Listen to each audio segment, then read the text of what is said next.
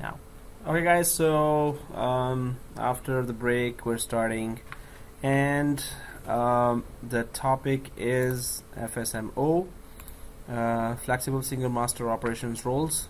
FSMO roles applies unique tasks across the forest and domains that cannot be copied and can only be moved.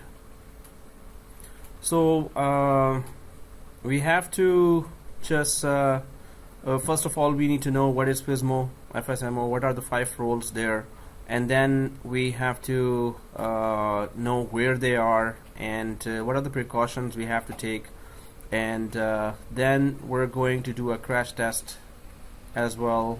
Also, we have to start. We need to install the installation of Windows 2012, so we could move from there to 2016. And then demote 2012. We can start creating. So this class will then go till Monday. This topic can go till Monday. So there are lots of options here for FSMO. So the scenario could be that scenario is actually that there's Windows 2008 and then 2012 and then 2016. So there is Windows Server 2008, that's a member server, but the forest is Windows Server 2012 R2, and that's a DC. And then we have, in fact, 2008 also is a replica DC, and then that's the end of our FSMO lab. Okay. So happy New Year and happy new gold year. So Windows 2016 here as well. So in many environments, and this would also be a replica DC. So it is different interface, and in all 3 types of operating system, I think all of us have in their C drive ISO Windows 2008 server and 2012 server, except for the lucky computer here. Okay, so we need to create the 2012 environment. While we are creating that, we're gonna be also learning about FSMO roles. That has to be known if you have just 2016 environment or you have just 2008 environment and 2012. So it is mainly migration about the domain controllers. So FSMO roles are the main task that we are going to do. Then we're going to also do a crash test. If the FSMO role holder goes down, what you have to do and why does it really matter. So, well guys, I'm just copying the 2 ISOs to resuming. So guys, scenario change here because we don't have 2008 in our computers. So we can just do the same scenario with 2012 as well. Still, we need to create that replica environment of 2012. So root DC is still 2012, and we're gonna be having a replica DC of 2016, and we're gonna understand what is FSMO roles. So always there are 5 roles that cannot be duplicated, and they can be only one domain controller can have that, and only domain controllers normally keep that role there, FSMO role. So we're going to. So scenario is a little tricky here still, even without 2008 it is still tricky, that you have a role holder. First of all, what are the roles, why they are important, and in case the role holder goes down, so what happens. So there are now 2 major scenarios here. First of all, changing the whole forest environment from 2012 to 2016, that's the first scenario. Then second scenario is the role holder going down, and how do you sees the roles on the other domain controller, and not only that, then how do you remove the metadata, how do you do the metadata cleanup. So these will still be it will still be a challenging one. So first of all, what we're going to do, I'm just gonna try to write it here. So I'll just drag it down here. First is that how to transfer the roles and transfer the whole forest functionality.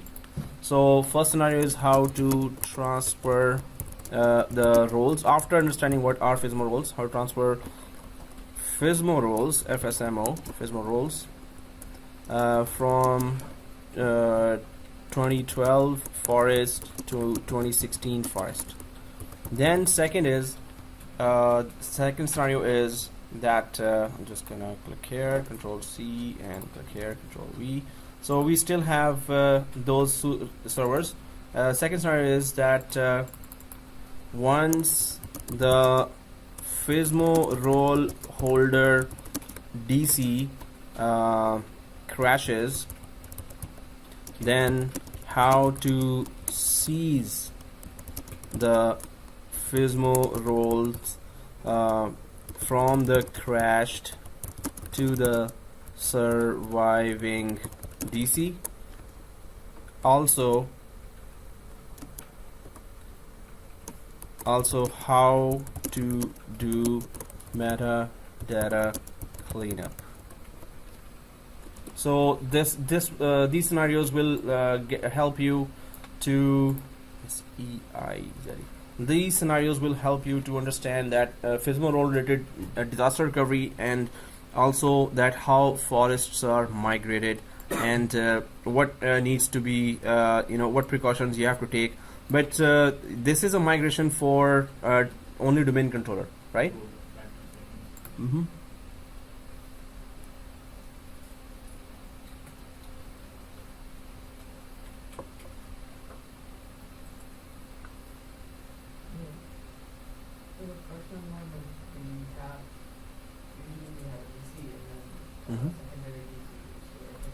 Mm-hmm. So when we want to upgrade it to 2016 or transfer the roles to 2016, you build up a server to 2016, and then do we have to disable the secondary replica DC? When you're upgrading. Yeah, while upgrading, or you have both running and then you transfer. Just do the transfers. So when you have 2012 DC and 2016 DC, so Active Directory is already replicating. So whatever, suppose there are 10,000 users created there in Active Directory in 2012, on Active Directory 2016, those 10,000 users will be there as well. They are replicating. So only thing to transfer in terms of domain controller is the 5 FSMO roles. If they are transferred, then you don't need the 2012 if you don't want to. Yeah. What I'm saying is, say for example, you have 2012 DC and then a 2012 replica DC. Yeah. Oh, replica. Yeah. 2012. Now you want to upgrade to 2016. You have two DCs to 2012, and now you want 2016. So do you have to shut down one secondary, or no? So regardless, you can still build up 2016 and then exactly one by one. So we build up 2016, and then we always get rid of. Suppose we create 2016, and that's what we're about to do. So 2016 is there. So you will just migrate. First of all, replica DC is okay. In fact, replica DC should be up. It should not be shut down. Okay. Why? Because if during migration something happens, the other DC is still running the whole show, right? Suppose some corruption happens in 2012 while it is migrating towards 2016. So 2016 and 2012 both have some kind of corruption. Both have some kind of errors. So replica has to be there to as a backup to run the show. So yeah, it is a must to have a replica, in fact. So first scenario here again. So we need to create that 2012 environment, and we need to install the Windows 2012 there for that, and we're going to create the forest, and then we're going to go for 2016 as a replica DC. So when we have configured all this, then we're gonna go for installation of. Okay, it's still 12 megabits per second. So I'm just gonna show you the right now what we need. So currently we need two servers here. One is 2012 and second is, so we can just shut down our current servers because we're gonna install both. 2016 we can create as a clone. 2012 we don't have a template, so we're gonna just install fresh 2012 there. But in 2012 we will have the same requirements as in terms of the IP. So it is server 01, and we're just going for 192.168.200.1, as this is we should just put it simple, and it should be very clear as well, neat and clean, clear. SRV 2K12, and then this is SRV 2K12, and we can just name the other one SRV 2K16, so 2012-2016, and we can give that IP same as we give, because this is kind of a new lab which needs its own clean machines. So IP address there, and then but we don't need to take a snapshot of that because we're gonna just use it for today and Monday, and then we can just delete them. Then we're gonna come back to our environment, so we don't have to delete our previous machines. We can shut down those machines and create these instead. Okay, so we can just copy from there. 2008 I copied, but you don't need that. So 2012, as soon as it's there, we can just start building up. So 192.168.200.1 is the preferred DNS. So for second one, again, this would be just the naming has to be different. So 16, of course, IP has to be different as well. So 2K SRV 2K16, that's the name, and please put those names there because we need to identify which one to take down and which one not to take down.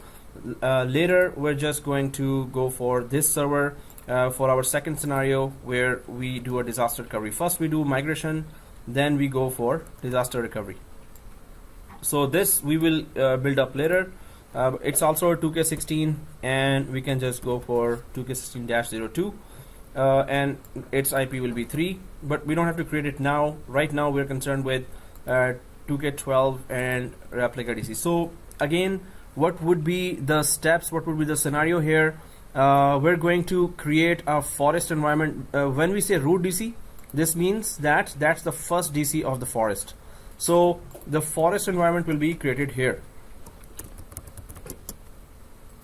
So it will 2016 will just join as a member server, then it will become a replica DC of Windows 2012 forest. So right now in the companies, normally either you have 2008 forest or 2008 root DCs or 2012 root DCs, and when you are seeing any other companies, you will still see 2008 or 2012. They may have upgraded, or they will be upgrading later to 2016. So we're gonna just have to have this neat and clean environment in order to get it up and ready, and you have to, of course, then you will see the difference between the interfaces there as well. So you're just copying 2012, right? Yeah. Okay, cool. So we have to just create these two machines. So let's just create at least the first. Let's clone the from the template Windows Server 2016 start and give this name SRV 2K16 and the IP 200.2. So what we have, we can just start that, and then we're going to start that 2012 actual installation. So I'm just gonna go to our environment where we already have our 70-740 machines. We can just shut them down because we will need them for later labs, and hopefully we all have the template machine intact in one piece for 2016. So if we have that, right click the template machine. Are we going to shut down all the Yeah, the current machines which we were working on, we can shut them down. And then, so if we are, you can just leave them on shutting down. We don't have to wait for them to shut down completely and then create a template machine. So we can still go to template machine here and create a new clone for that. So Windows Server 2016 and manage. So once you have put the other older machines down to shutting down, you don't have to wait for that. Come here, right click the template, go to manage, and go to clone. And we did that so many times, so we should be experts of that now. So here, next, we're creating a clone here. And I hope everyone is there. Let me know if anyone is falling behind. So here, I'm just going for link clone because I don't have that kind of space there. So you could go for full clone as well. So let's click next. And please put your name always, because maintenance is still going on. 2012 everyone has. Yeah. So thank you for offering. Thank you. And 2012 you have, so we can just start that installation as well. So here we're just guys. Now we are maintenance, continuous maintenance is going on here. So you must type your. I'm sure you're already putting your name there. Server 01 70-740 dash my first name. So please do put your name, because during maintenance, by mistake, if they're nameless machines, they will be deleted. So server 1 70-740, and then it is just this is 2016, right? So you can just type MIG. So this is for migration test only. In my case only, it is Fry, so I could recognize these machines from others. Monday and Friday. These are the machines that are for this course. So guys, let's go ahead and create that machine. If you're going for full clone, it's going to take some time. If you're going for link clone, it's going to be finished right away. And let's click finito. Mine is done. If you're going for full clone, you're going to be waiting. While this is done, We can put it on E drive, right? SSD. yeah, we can use E drive as well. C is okay. So if this machine is done, you can just power it on. And if it is full clone, right? You went for full clone or No. link clone? Link? You're going for full. So that's then full. All right. It's So, only for 2 days, so I did it. oh yeah, it's for 2 days. So. Oh yeah, on Monday we're gonna delete those machines. We don't need those. So, because you guys cannot then, if you went for full clone, you're not gonna be able to use that VMware workstation. So we can do multitasking as well, right? So what is multitasking? We can, while it is starting, we can start the installation of Windows Server 2012, which ISO we have already. If the full clone guys are done. Oh, cool. It's already done. Oh. So here, take mental snapshots as well.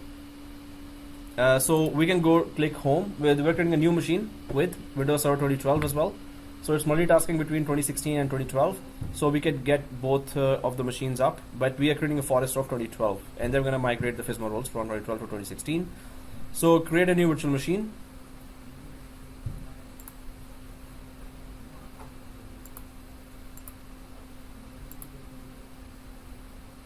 And typical, when you're there, let me know. Oh, you're done. Okay. So next, and then installer. Of course, now we're giving the path of 2012 ISO. So click browse here, and here, this one 2012. I hope everyone got it. So just double click 2012 here, and it should say 2012 R2 detected here. If you see this, click next. And at for home, yeah, you got it right. So dash again, this is Windows 2012, and just put 70-740 your first name, and for me I'm just going for Fry. If you don't want to put it, it's okay. So once this is done, and oh yeah, it is MIG as well, migration. So that's a migration machine. MIG, and that's it. So let's click next. This is a full machine. This is not a clone, right? We're going for a full-fledged machine here. Next, like we have to do the whole installation. Go for 100 GB here, the size, And normally I've started doing this single file. Well, normally, you know, it doesn't make a mess, and portability is okay here as well. Next, and then customize hardware. In customized hardware, we can give it, it's just 2 machines and we have pretty powerful desktops. We can give it 8 GB first server and second server also. Right now maybe it's on 4 GB, we can put it at 8 GB later. So 8 GB, 2 processors and network adapter. So we're just going to go for custom, and we can just randomly select maybe VMnet 12. So we're going to give VMnet 12 to the other one as well, right? VMnet 12, and so 8 GB, 2 processors for Windows 2012 and VMnet 12. Everyone did that, right? So click OK or close, and then click Finito. Finish. So now, while server 1 is started, 2012 is starting, right? So without any confusion, you know, we can go back and forth and configure everything, but I'm just gonna show you the map again if you are remembering that you want to take a picture or something. So it is this. We're going for this IP for server 2012, and this is the name. Let's stick to the naming and IP there, SRV2K12 and SRV2K16, and IP is just like 200.1, just like we had in our lab, and 200.2 for 2016. So, and the name is this. So we can now go back to that, and okay, going back. So here 2012, because 2012 we have more work here. So I'm just sticking to 2012 here until it starts installing. Then we can clearly go to server 1 as well. Next, and install now on 2012. It's an obvious step, you know. You could just eyes closed. We can do that. You don't have to spend that much time. All we need to check is that it should be data center. 2012 R2 data center edition here. Data center edition. Last one, and then click next for 2012. It is called your data center. In 2016 it is shown as data center desktop experience. So accept license terms. Next, it's always custom. That's the same in 2016. No partitioning of the hard disk. So that's it. Next, it's let it install now, and now we can attend to server 1, which is okay. Why did I name it server 1 and server 2 here? Oh, we didn't name it anything. So server 1 for 2016. This is 2016. I think everyone's server is there. So we can just go ahead now. What's your home country region? We're in Canada or United States? Oh, okay. If we change here, we don't have to change inside. You know. So if I click C, and C, and we are in Cambodia, no, Canada. And then what's your preferred app? The rest is okay. So if I change Canada, then time zone should be okay there. Well, just guessing. So let's change this and click next. The rest we already did so many times. Accept the license agreement and go ahead. Class password, small ABC, capital ABC, shift 123, small ABC, capital ABC, shift 123, and finito.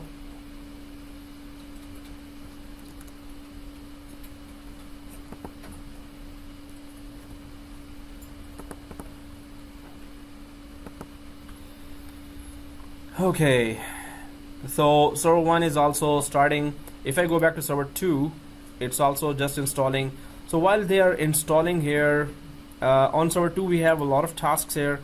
So I'll just try to line them up here. Server 2. So if it's going to be root DC, so we need to install 80 DNS. We don't need DHCP here.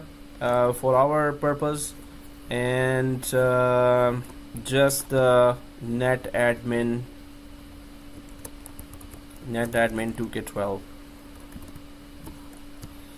So this will be just the domain administrator here, and for 2016 it's just a replica DC First it's going to become a member server, then it's going to become a replica DC. So nothing much there. So we're creating a forest of 2012 and then 80 DNS netadmin 2K12. And of course this is the FSMO role holder. Again, still a mystery. We're going to be, FSMO roles are installed here. So what are those and what's the big deal with them? So whoever is the FSMO role holder among the domain controllers is the king of the domain controllers. So and what are those roles that make them the domain controllers? So while we're doing the lab and we're keeping an eye on the lab, we will try to discuss wherever we have long deployments or if we finish the deployments there. 2012 it is still going on, but server 1 we can log in. Server 1, if it is there, you can just go ahead and give a class password and log in from server 1. I hope everyone's there. So in server 1 we just need to give this machine name and this IP.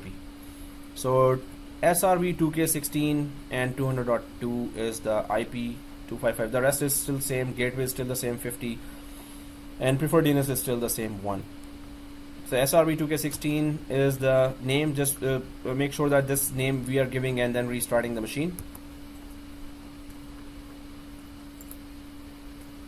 So server 1 I've logged in. Local server, we know the name and IP giving, so no big deal here. So I'm just gonna go directly to IP here. First of all, I'm just checking if it doesn't show expire right away. Nope, because if it does, we have to activate at that time. So I hope in 4 days it doesn't expire. So double click Ethernet 0 properties, uncheck v6, double click v4. I'm on 2016 server because it's already there, and 2016 the IP is 192.168.200.2, and gateway is this 192.168.200.50 is the gateway. 192.168.200.1, which is going to be our 2012 domain controller with DNS. So that's going to be our DNS holder. So that's why preferred DNS is 1. So 2016 right now is the second server which will be joining the 2012 domain. So it will be joining the 2012 forest.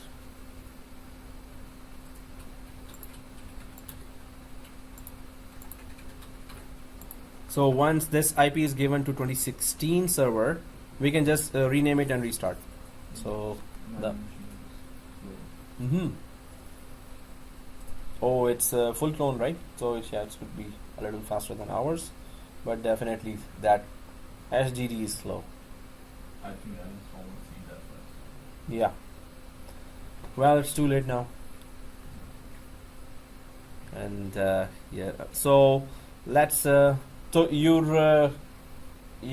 log into 2016? Yes. And I'm trying to give the IP. Yeah. Okay. And you've taken mental snapshots of. Yeah, I just need the IP. Mm-hmm.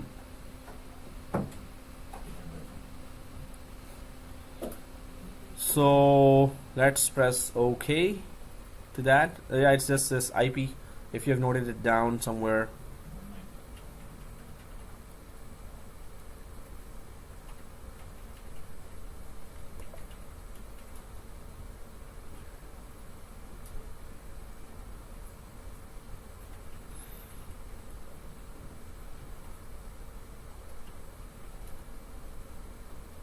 So let's press OK here, OK, and close, and we're changing the name to 2K12, 2K, so it was what?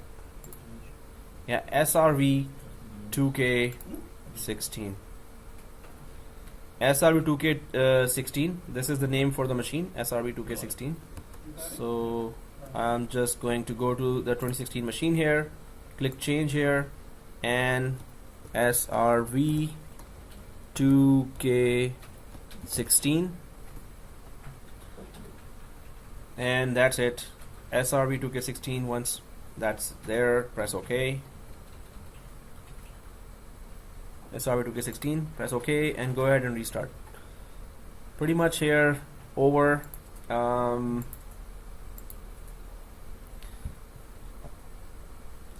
We can still take a snapshot of that once it is restarted, because anytime if we mess up, we can come back to this. and just start over from here where we just gave the static IP and renamed it. So while it is restarting, oh, it's restarted already. So I've just renamed it and I've just given IP. So I'm just taking a snapshot of 2016 server here. Take snapshot. It's just given static IP and renamed. That's all. So that's a snapshot for 2016. And it's good to take that. If we mess up, we can just go back to this and start over from here. At least not from the start. So click take snapshot. So now Windows Server 2012. I think it's everyone maybe here, maybe.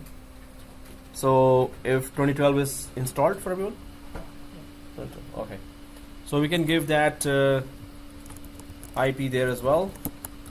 Oh, IP password. And finished. So class password here for Windows 2012. Logging in, I'll just drag it to the first one here. So now it's asking for administrator password, so just log in from that. I'm on Windows 2012. I'm on Windows Server 2012 now. And it has a little different, well, it's the same server manager here.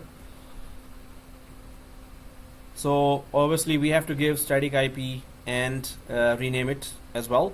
And according to the diagram here, the name is SRV2K12 here, and the IP is 200.1. So let me know if anyone is falling behind. So server 1, which is Windows Server 2012. I'm just going to go to local server and go for static IP, Ethernet 0, properties of Windows Server 2012, uncheck v6, double click v4, use the following IP address. 192.168.200.1 is IP for Windows Server 2012. 192.168.200.50. 192.168.200.1. So it's all ones here. Of course, that's the root DC here. Okay, if everyone has done that, let's go for, right? So press OK. Right? Ones, all ones. Oh, it's starting? So, okay, you got it, right? The IP. So press OK, OK, close, and then local server, computer name, restart, and click change here. So it's SRV2K12. The other one was 16. This is 12. So SRV2K12. Press OK. OK. Close. Restart now. So now we can build up Active Directory and DNS on top of 2012. Anyone done with 2012 IP and rename? You're done. You're done. You're done. And oh yeah, it's starting, right? Other machines are shut down, right? Yes. Okay.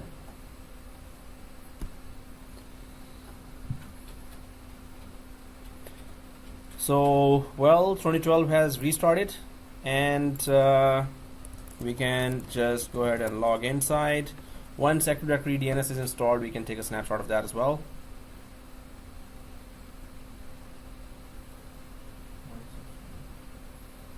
So 2016 is done.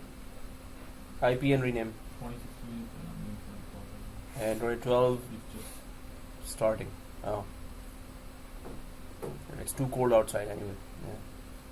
Affected the machines. and the office is leaking through. Yeah.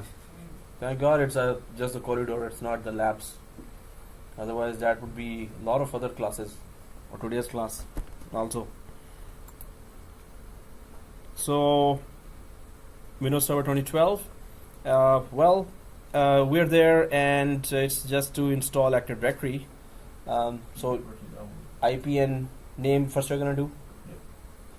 And Just waiting for the machine to okay. So when we install Active Directory in DNS, then we're going to discuss. Until then, you can also reach there. So add roles and features on 2012. Add roles and features, but you know where to go, right? Yeah. Add roles and features, and then let's just add Active Directory and DNS. Well, we'll just add Active Directory here because DNS later will be installed automatically anyway. Role-based or feature-based installation, that is on, make sure it is on Windows Server 2012, not on 2016. Next, it is SRV 2K12. Make sure it is 2K12 here. And then next, and again Active Directory domain services. Active Directory domain services, and click add features. And then next, nothing in the features. Next, nothing here as well. Next, restart if it wants to restart, otherwise it won't. Yes. So we're just installing the binaries of Active Directory here. So install. Once it's on Active Directory and DNS, then when it's installing, we can go for theory.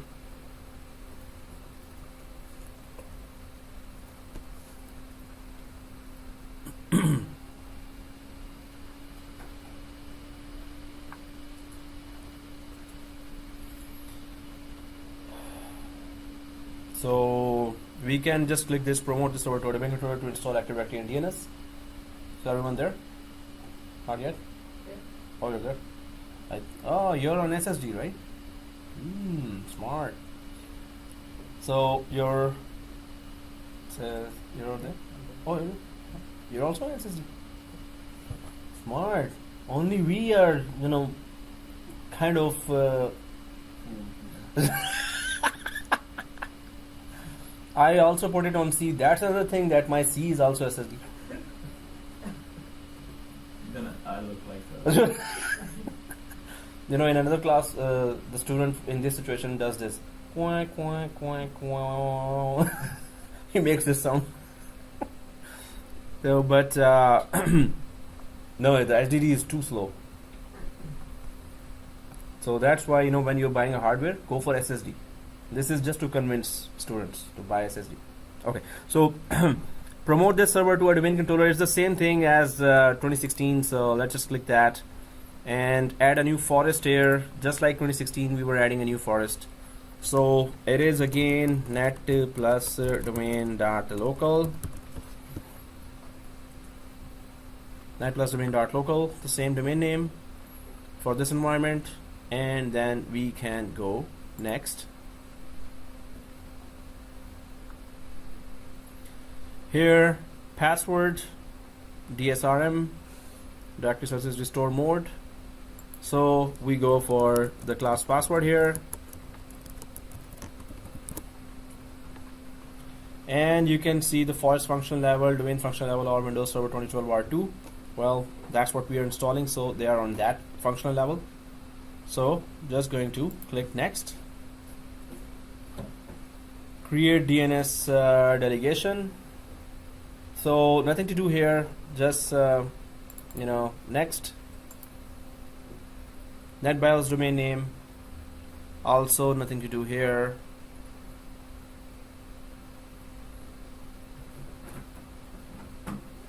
NetBIOS domain, and next.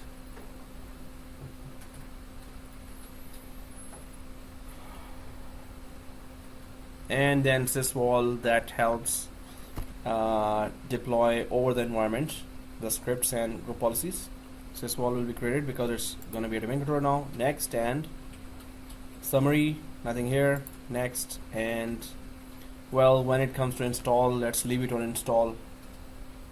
And then that's it. That's the environment we wanted. And there you go. Just go ahead and click install. So now it is installing. If yeah, you can give the password here.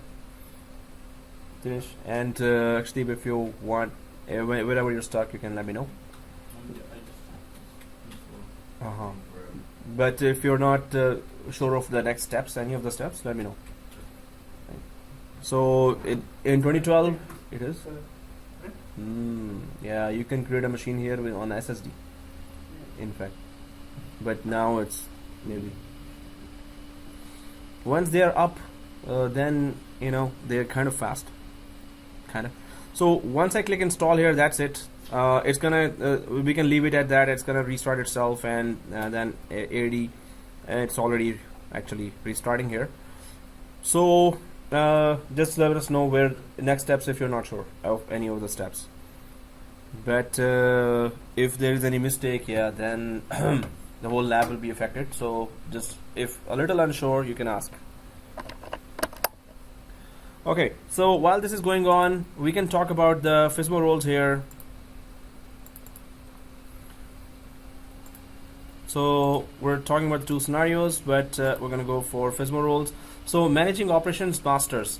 There are 5 operations masters roles here, and in a single domain Active Directory forest. So 5 operations master roles, and 2 of these operations master are unique to the forest.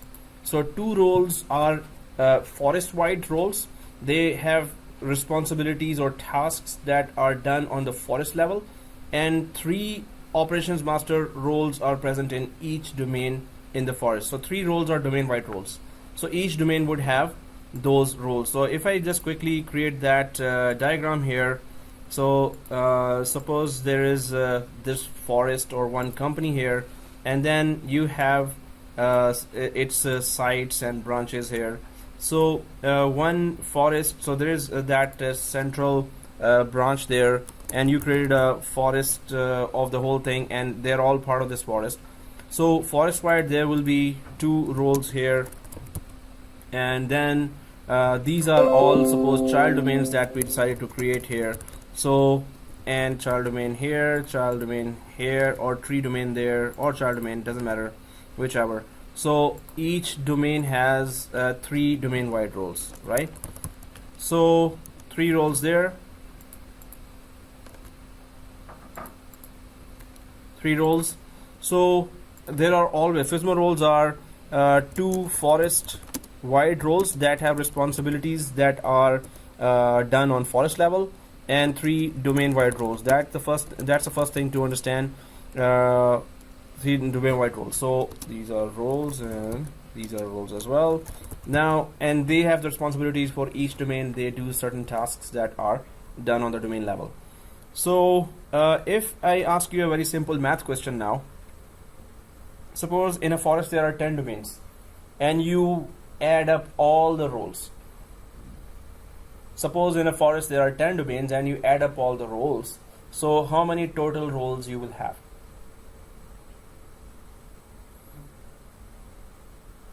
Okay, that's a trick question, right? So suppose there is a forest with 10 domains, and we are adding up all the rows. Add plus plus this plus plus plus plus plus plus. So how many total rows will be there? Total. The number of rows we have added. we have added, exactly. And how many are those? Let's say we added 5. There are 5. So you're saying there will be total 5 rows Let's say in a forest with 10 domains, right? No, let's say we added 5 rows. Right? How many rows we have added? So there are 2 forest wide roles and 3 domain wide roles, and we have 1 forest and 10 domains. Now I've given a clue, I think more. There are 2 forest wide roles, 3 domain wide roles. So you're saying 5. Okay. Anyone else? 5? Okay. Yeah. 5? Huh? You have to say something. There are 2 forest wide roles, 3 domain wide roles, and there is 1 forest and 10 domains. And we're adding up all roles. We're not leaving anything behind. We are adding up all the roles. The number of rows are remaining the same. Even though, like, if it is counted like 5 rows per domain, then of course it's becoming 30 So? or something. But It's No, one forest, right? 1 forest. Forest is always, 1. 1 forest, 10 domains. And we are counting all of the roles. Exactly all of the roles. Well, which roles are it then 32. Oh, you're saying 32?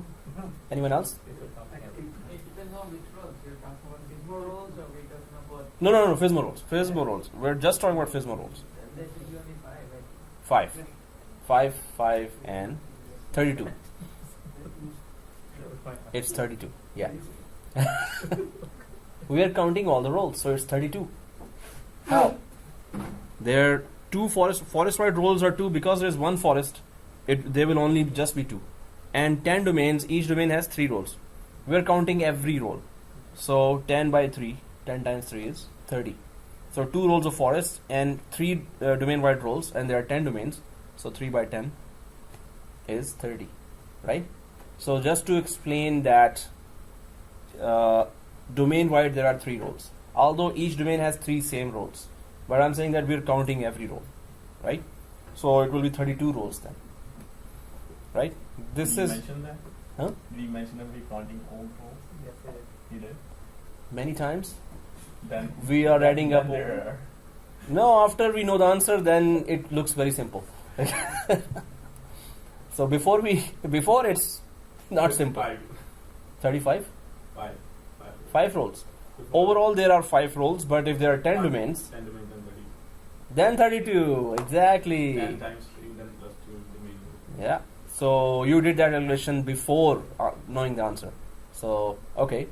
So yeah. Just but it is just to clarify a little bit there that each domain has 3 roles. That's it. So let's go ahead a little. There are 2 forest-wide roles and 3 domain-wide roles. So what are those roles and why there is a big deal about that? If 2012 is done and it's restarted, yeah. I have installed Active Directory. Yeah. And then the next one is DNS, right? Install Active Directory and DNS is automatically installed with it.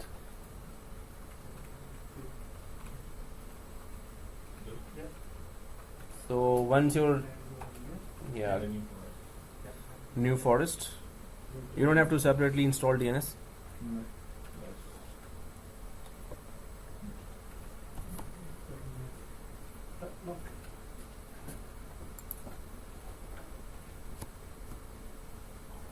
Okay, it's going on. So guys, let me know if there are any questions, because it has to be correct, otherwise all the rest of the lab will be affected as well if anything is different. So let's go ahead. There's one command that you need to know. There's one command that you need to know always. netdom query fizmo. This command tells, and you can just put it in PowerShell, you can put it in command prompt, but netdom query fizmo is a very, very important command that you should just memorize. netdom query fizmo. So what does it say? Which domain controller is the role holder? Yeah. I got an error saying a delegation for the DNS service cannot be queried. So this command gives us the detail of the 5 roles, which domain controller is holding the 5 roles right now. Because we're going to track those 5 roles throughout the lab, and when they are migrated, or they are being migrated there, so we're going to check that which domain controller now holds the role. So netdom query fizmo, I'm just going to log in there to the domain controller 2012.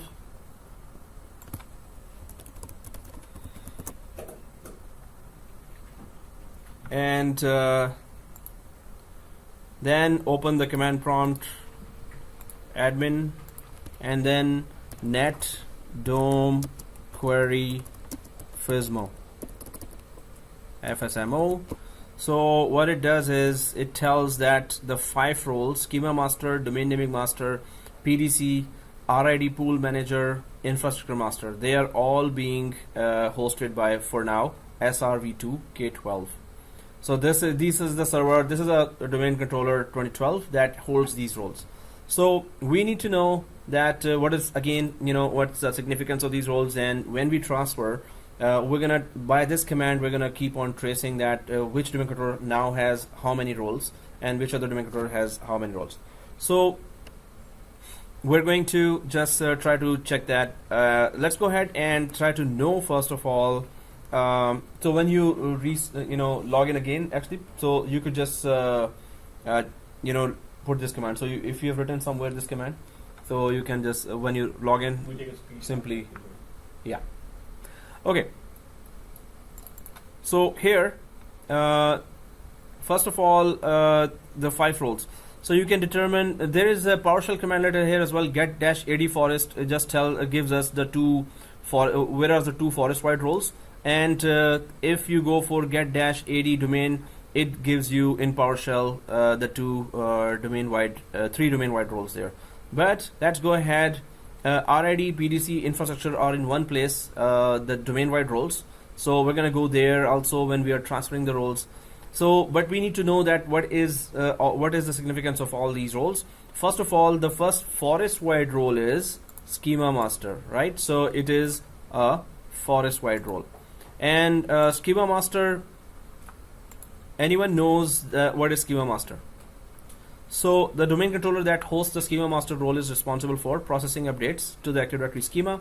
This forest level operations master is present on a domain controller in the forest root domain.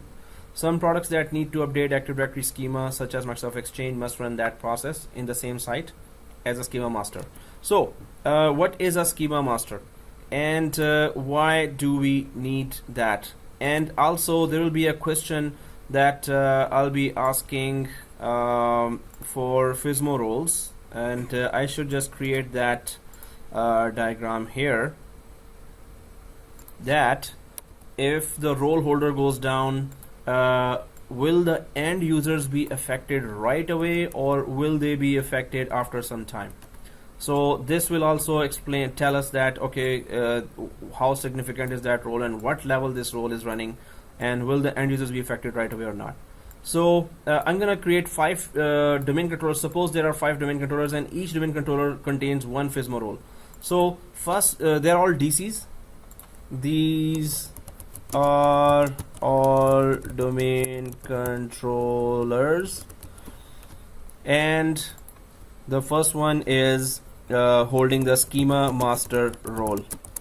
Now suppose all the monitoring applications are gone, and Schema Master role holder is suppose there is no monitoring application, and the Schema Master role holder domain controller goes down. So I'm going to be asking, after we talk about this what Schema Master does, then I'm going to ask that if this role goes down, how soon the end users will be affected.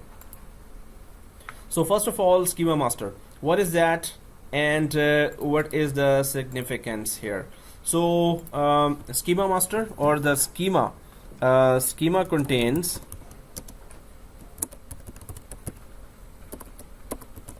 the classes, contains the classes and attributes of all the objects in the forest. So what does that mean?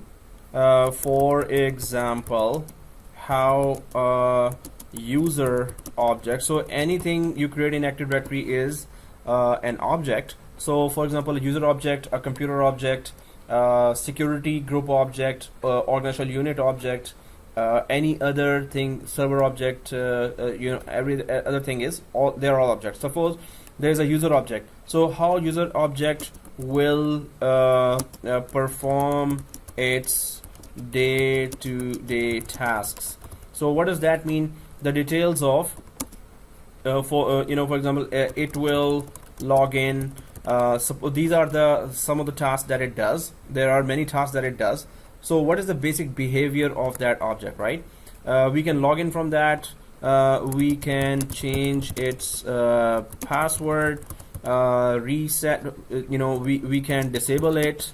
So there are so many tasks here that we can do with the user object, right? So the details are how it will act are all in the schema, right? So all the details are in the schema, etc., etc. We can just log out, and we can also it loads a profile, which in turn loads a lot of folders. So these are basic classes and attributes, or these are basic attributes of a user. You can go for what does a computer object do, what does a security group do, what does an OU do. So those basic tasks that they perform, what are their functionalities, what are their features, what they cannot do, they're all defined in schema. So schema is very sensitive role that has to be protected at all times. Now there is one more example about schema. That suppose there's a you have a blueprint of a house, and you're working on your house. You just bought that land, and you're going to be building your own house there, right? So you have the house here, and you are on the blueprint. You're just trying to define that how this house will look like. So that was a cool house, right? I've been practicing that. Okay, anyway, so oh no, it's not that good. Okay, so anyway, what happens here is that in the blueprint you will try to give the main area. So if there's a basement here, okay, in the blueprint that basement will be visible. If there are windows here, the windows will be visible. How many doors are there? Is there a back door there? And if there's an attic up there, so everything will be decided. Maybe there are multiple rooms here and partitions here. So you will not be putting inside the blueprint that how many sofa sets will be there. Maybe you do put, but what is the color of the sofa set? What pictures you will be putting on the wall here? You will not be putting this minor details here, right? So in blueprint, normally main functionality of the house, main structure of the house is only discussed, right? Suppose you change sofa sets after 1 year. You're not gonna go to the blueprint and then say, oh, now the sofas are from Lazy Boy. Okay, so you're not gonna put that. Blueprint only has the major functionalities, that it has basement, it has roof, it has this many rooms, and there's this many partitions, washroom and kitchen. So this is schema, right? This is the schema or scheme of things here, we can say. Now this is the same example for Active Directory. Suppose in Active Directory you create 10,000 users.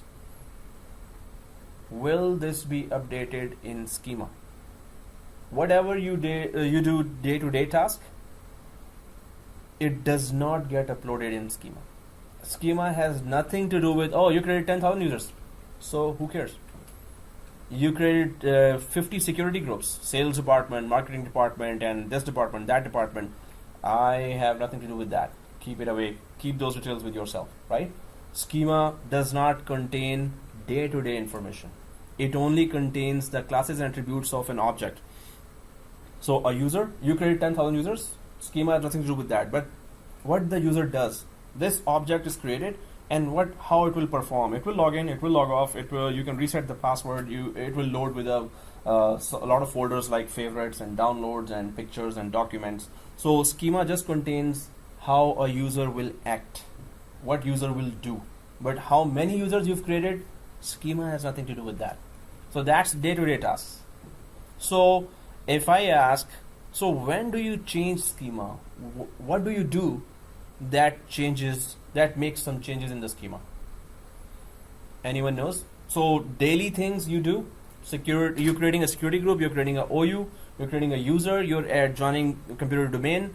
Everything is being added to Active Directory, but schema doesn't get updated from any of those things. Then from what thing? Someone is stuck outside. Hello. Resuming now. Now the question to you is, schema doesn't care what you create every day in the Active Directory. Then when does the schema gets updated? What you do that makes changes in the schema? Any guess? You will only make changes in the schema. Schema will only have changes when new objects are introduced. So new object is user. User is an object that is already defined there. That user is an object, it logs in, it logs off. Computer is an object already defined. So if new object is defined, then only schema gets changes. An example is Exchange Server. So anyone used Exchange Server? Exchange Server it's for emails, right? Emails in inbound and outbound emails. So Exchange Server introduces new object called mailbox. Distribution group, and some other objects it does introduce. So what happens is, when you create a new user which is already defined in schema, the mailbox object gets connected with that if you want to. So a mailbox of a username will be created, which means the user now can receive and send emails with that username, right? So mailbox object has been introduced in schema. That's why when you create a user, there will be an option always, hey, you want to create a mailbox with that too? So mailbox object has been defined in schema. Now you can attach a mailbox to a user. If there's a security group, you can create a distribution group as well now, because distribution group object has been defined in schema now, right? So schema gets changes when there is some new object, some new objects are introduced. And who introduces, what introduces new objects? Enterprise applications, big applications, introduces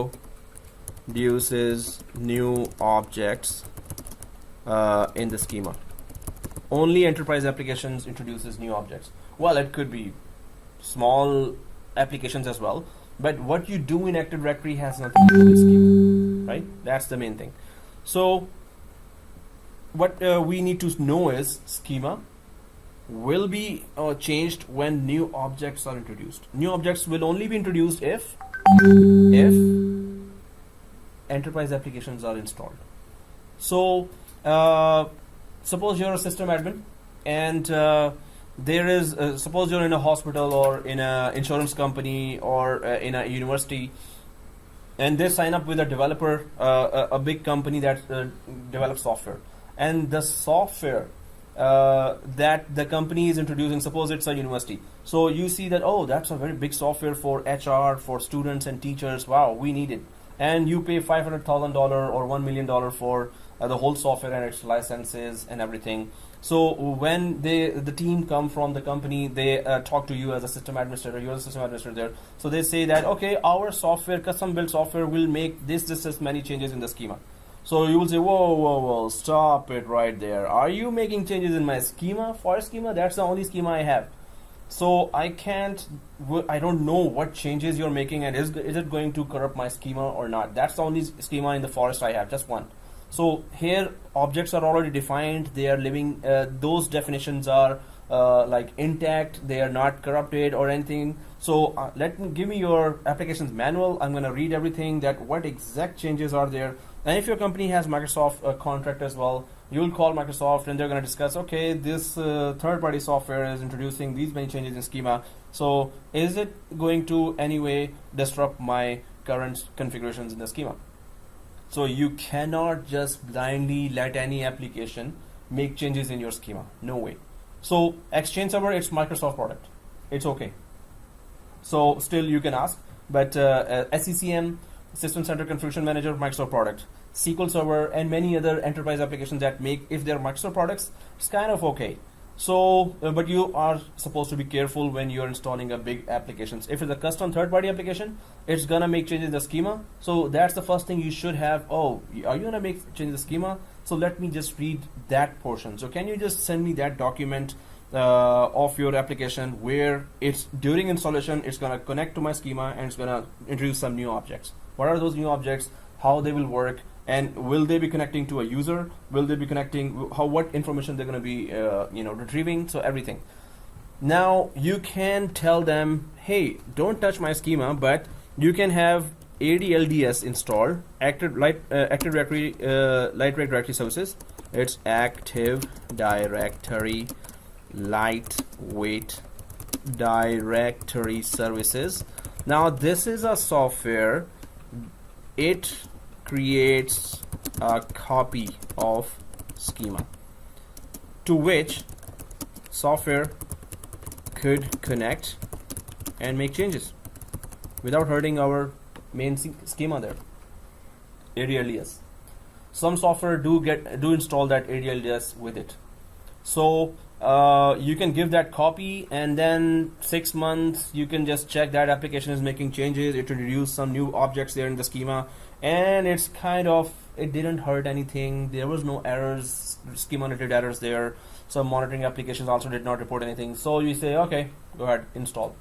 You're okay, right? So you can give ADLDS as you can connect, let the in test environment, you can just give this ADLDS, or even in production environment, you can give this ADLDS. Through this, you can just make changes in the schema, but it will be a copy of a schema, and go ahead, make changes, and let me study those changes there, right?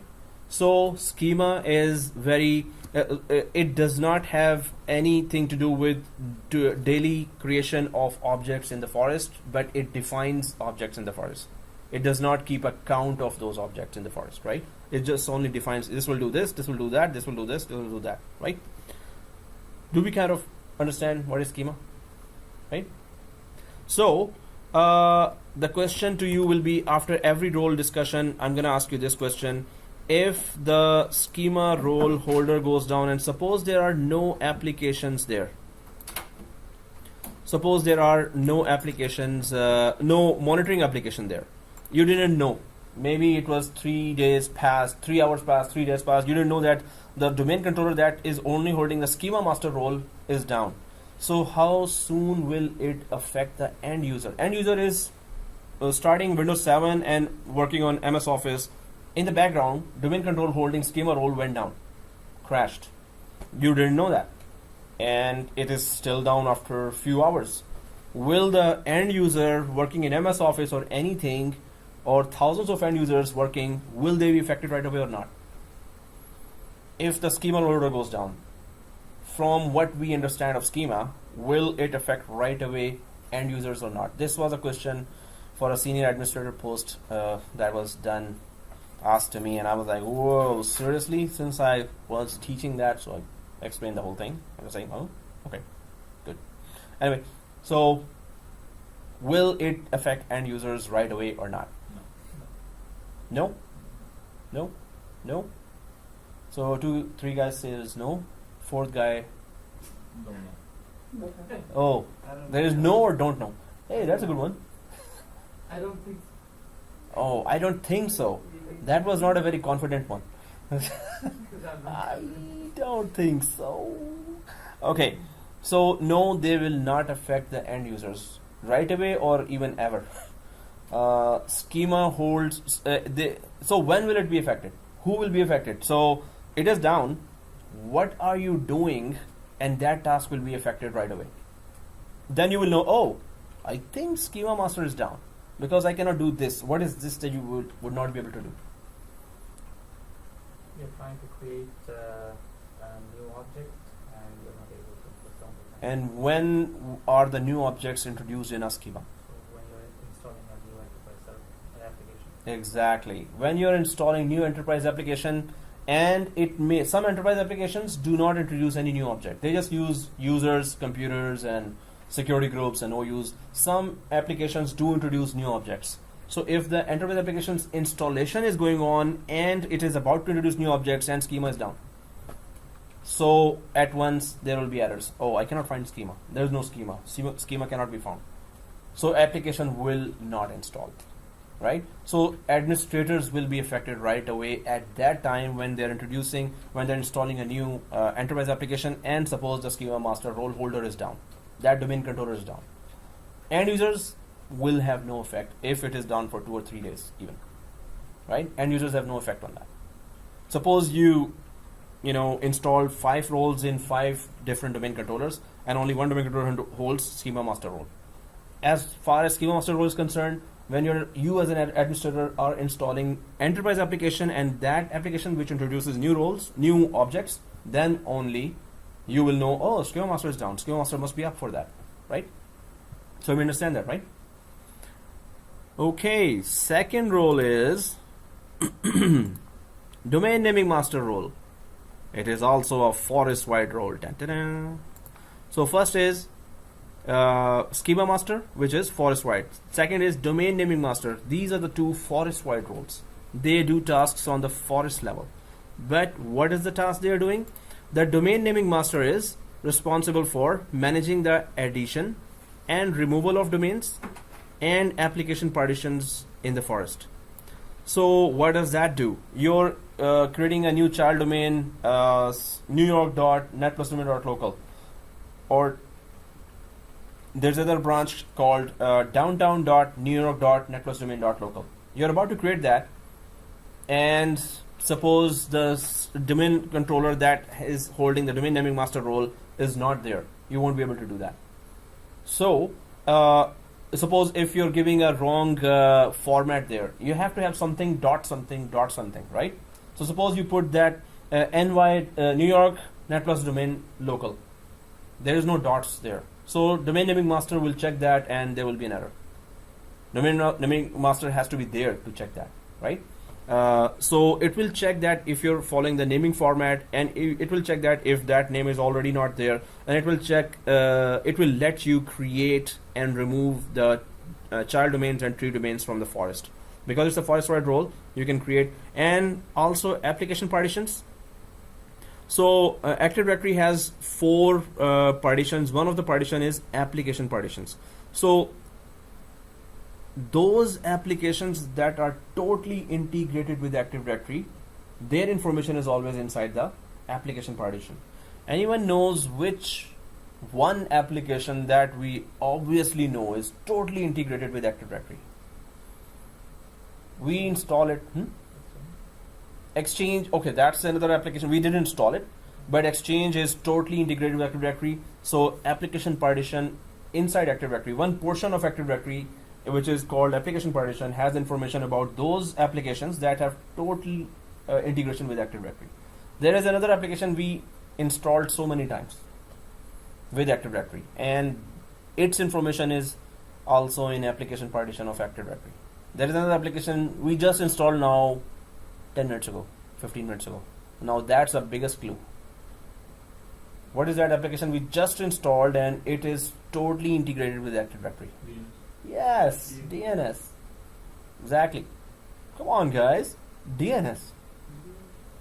I was giving the biggest clue. Just now we installed it. So, so DNS is a separate application, right? It has nothing. It is a totally different. It's not like part of Active Directory. It is different, but it is totally integrated with Active Directory. So in application partition, information about those applications that are totally integrated with Active Directory. Active Directory's application partition contains information about that. So domain naming master has that, it regulates that. It supervises if suppose you're uninstalling Exchange server. So application partition will also remove information about Exchange server. Suppose you're uninstalling DNS. So application partition will also remove the information about DNS as well. So 2 things it is doing, and those are on forest level. Suppose you have huge forest there, 50,000, 100,000 users there. So domain naming master, first of all, naming of child domains or tree domains, and are you giving correct names there? And if there are applications that are totally integrated, you're adding them or removing them. So are they being removed or added? So this all task is done by domain naming master. If we know this information, so this is the domain naming master. So role, it's a forest-wide role, and if this is down, how soon will the users be affected? How soon the end users will be affected? End users are doing MS Office, my MS Word, and there is my presentation, or there's my document done. Okay, I'll get the salary. Yay! They just do this. Will they be concerned? Will they be affected in thousands? Suppose 10,000 users are connected. Domain name master went down. Will the end users be affected right away or not? After some time, they will be affected because DNS, it will tell them about which server is located where and all those things. So if the DNS goes down probably around 90 minutes or something, Okay. then let's say the users will not be able to connect to the printer, but the server name is not going to result to an IP address. DNS, yeah, if DNS goes down and domain naming master is not there, but if domain naming master goes down itself and DNS is up, DNS is okay, Exchange server is okay, everything's okay, they're working, but domain naming master role holder is down. So its tasks are when you're creating a domain, when you're removing a domain, when you're installing an application, when you're uninstalling an application. At that time, it has to be there. So if it goes down, what will be affected? End users will be affected or not? No? End users will be affected. That's a smiling no. End users will be affected. The guy on the cell phone. Oh, okay, yeah. Now you're gonna say what's the question, sir? Okay. So end users will be affected. No. Okay. That's kind of so domain naming master end users will not be affected. Only administrators will be affected. Administrators create domain. Administrators have the privileges to create a domain and remove a domain. Administrators have the privileges to install an exchange server or remove an exchange server, install DNS or remove a DNS. If domain naming master role goes down, end users will not be affected right away or even later. It's a administrator level task. Forest-wide tasks are administrator tasks. So anyone any role keeping an eye on forest-wide tasks. So administrators only have the privileges to do those tasks, right? So domain naming master and Schema Master are both forest-wide roles. Now there is PD simulator, and it has some interesting roles, but it is not a forest-wide role. It is domain-wide role. PD simulator, first thing, changing domain account passwords. So the PD simulator ensures that password changes replicate to other domain controllers as soon as possible. So what's the big deal if PD simulator is down? So password changes have to be replicated. PD simulator is making sure password changes are replicated. Guys, if we are not understanding this, we are just wasting time here, right? The main thing is understanding. Click, any 5-year-old can do, right? Oh, I'm saying click here. Oh, click. Oh, yes. You achieved something now, but you just wasted time. You should have seen Netflix or something. Go home and do something, right? If you're not understanding this. Understanding is the main thing. If we do not understand, then thank you for giving us the money and your time and giving us your company, but you were wasting your time, right? So understand first thing. And anytime there is a discussion, any interview comes, any consultation comes, any discussion comes, and they ask, okay, there are 5 roles there, and you automatically you say, oh, I know 5 roles, and that's it, you're stuck now. So they will ask you, okay, what is the recommendation of 5 roles there? What are the 3 forest-wide roles and 2 domain-wide roles? Right? So you will correct them. There are 2 forest-wide roles and 3 domain-wide roles. So you have to be knowledgeable about this. So if you're not understanding, you came from so far, right? So and you're putting your time and money, and then you don't get this. So wow, what a waste of time, right? So changing domain account passwords there. What's the big deal if the password is not changed replicated between the domain controllers? So yeah. If you connect to any of the other domains for whatever reason, you won't be able to log in because it does not have the information of the password. If you have any application that runs off any other servers in a different domain within the same forest. Different domain, that's where the problem comes. Within the same domain, we are talking, let's stay in one domain, suppose. Different site. And say I see John there. So different domain controller rather. You both are a little far away. Those both scenarios do apply at certain level, but this scenario is user John is created on Active Directory, right? And of course, when user John was created, his username was replicated to all 3 domain controllers here within one site, within one domain. So, but after some time, user John's password was changed. Now, PD simulator's job is that replicate as soon as the password PDC emulator. So, as soon as the password change happens, so an administrator connected, user John said, "Oh, please change my password."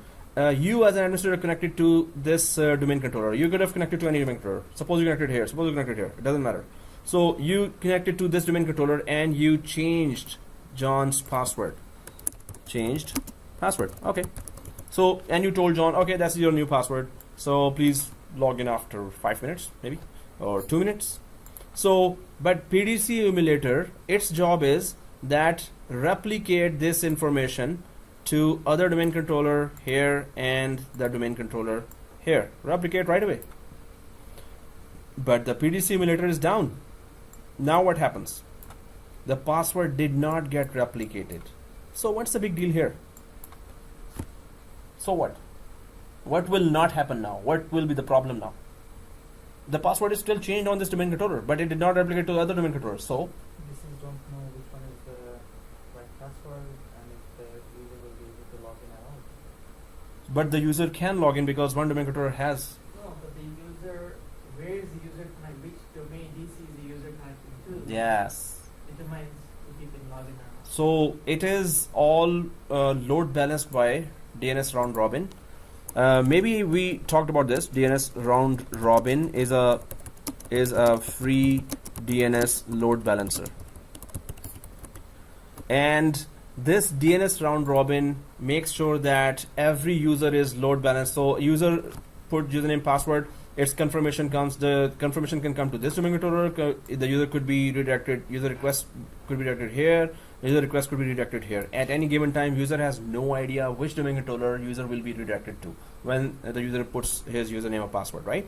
So definitely, if it is load balanced here, so what will happen is that if the user is redirected here, this domain controller does not know the user's password because it was not replicated because PD simulator was down. So user will get some error. Oh, you cannot log in. But then you say, really? I'm sure I got that password and administrator said that it is okay. So the user puts the password again. And this time the user is redirected here, which also doesn't have that information. User tries again. This time it is redirected here and the user is able to log in. So user says, what's going on? The correct password and it's not logging me in. Sometimes you put the correct password 3 times, it doesn't log in, it locks you out. Lockout also happens. So user could be redirected to any of the domain controller any of the time. So PD simulator does that. It's a domain-wide role. If it is down, replication of the password to other domain controllers will not happen. Even though we have a load balancer. Yeah, even though and with load balancer, user will be directed to the domain controller which doesn't have the updated password now, because PD simulator was down. Suppose it was down, so it did not replicate the password. Password was changed. So if the user luckily logs into this domain controller, user will be able to log in for new password. Use of load balancer here. Load balancer is just information that this is the basic process that happens when any user tries to log in. That user could be sent to any domain controller by the load balancer. This is an automatic process that happens when you have 2 domain controllers. If you have 1 domain controller, we don't need that. When there are multiple domain controllers, round robin kicks in automatically. Now, another question. So let's say the PDC emulator is down at one point. User changes the password, or you add a new machine to the domain. And once the PDC emulator comes back up, will it create a conflict, or will they know that this DC has the updated password, now it should replicate properly? Well, at that time when the password was done, it should be there. But after PD simulator is up, yes, all the tasks will be redone. So after that, yes, whatever you've changed in the absence will be redone. So okay, guys, here we understand the process, right? That PD simulator must be there if the password changes happened, and PD simulator is responsible for that. Again, FSMA roles cannot be duplicated. DNS can be installed on 2 servers, 3 servers, 10 servers. Active Directory can be installed on 3 servers, 4 servers, 10 servers, right? DHCP can be installed on 2 servers, 3 servers as well. But FSMA roles are the main roles that cannot be installed on a second DC. FSMA roles either on one DC or the second DC. If that role holder goes down, there is no one to carry on the show. That role holder has to be up, right? So FSMA role, and the tasks are so sensitive, you cannot have 2 servers doing those tasks. These tasks can be done by any one domain controller. So PD simulator is down, that's it. It's race against time and you need to get it up ASAP, right? So you have to know which domain controller has all 5 roles, or maybe you divided the roles among 2 domain controllers. Forest wide here, domain wide here, or maybe in 3 domain controllers, one forest wide here, one forest wide here, and the domain wide on all three, one by one. So it's up to you, right? But if you know that as an administrator, you have to make sure as soon as that role holder goes down, that set of tasks are not happening now, right? So that you have to be then there and just take a backup every day, keep an eye on those role holders, because there's only one domain controller that can let the role work, right? So this is PD Simulator, and PD Simulator's first task was this. Second task is time synchronization across domain members. So PD Simulator within child domains in a FOIS performed time synchronization against the PD Simulator in the root domain. So all the domain members must have correct time, and normally when you join a computer to a domain, its time gets synchronized with the domain controller time. If PD Simulator is down, the time synchronization will also not happen, right? That's a big deal. Once I had to troubleshoot a branch for like hours, and everything was perfect, but some network services were not connecting. And then somebody realized, oh, the PC time is wrong, and the PC time on all those 10 or 20 PCs was wrong. So we just corrected the time. Okay, let's correct the time. We didn't know that it will just work. As soon as we corrected the time, every service started working.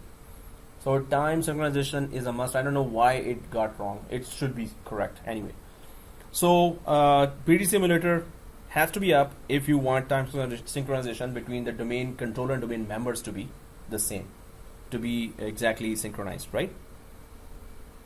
Then there is group policy changes, conflicts. Now we have done some lab on group policy as well. So here, suppose two administrators. So you were given a job and I was given a job that please block desktop for New York users. So ticket was created and I said, oh, that's a piece of cake. And another administrator said, oh, that's a piece of cake.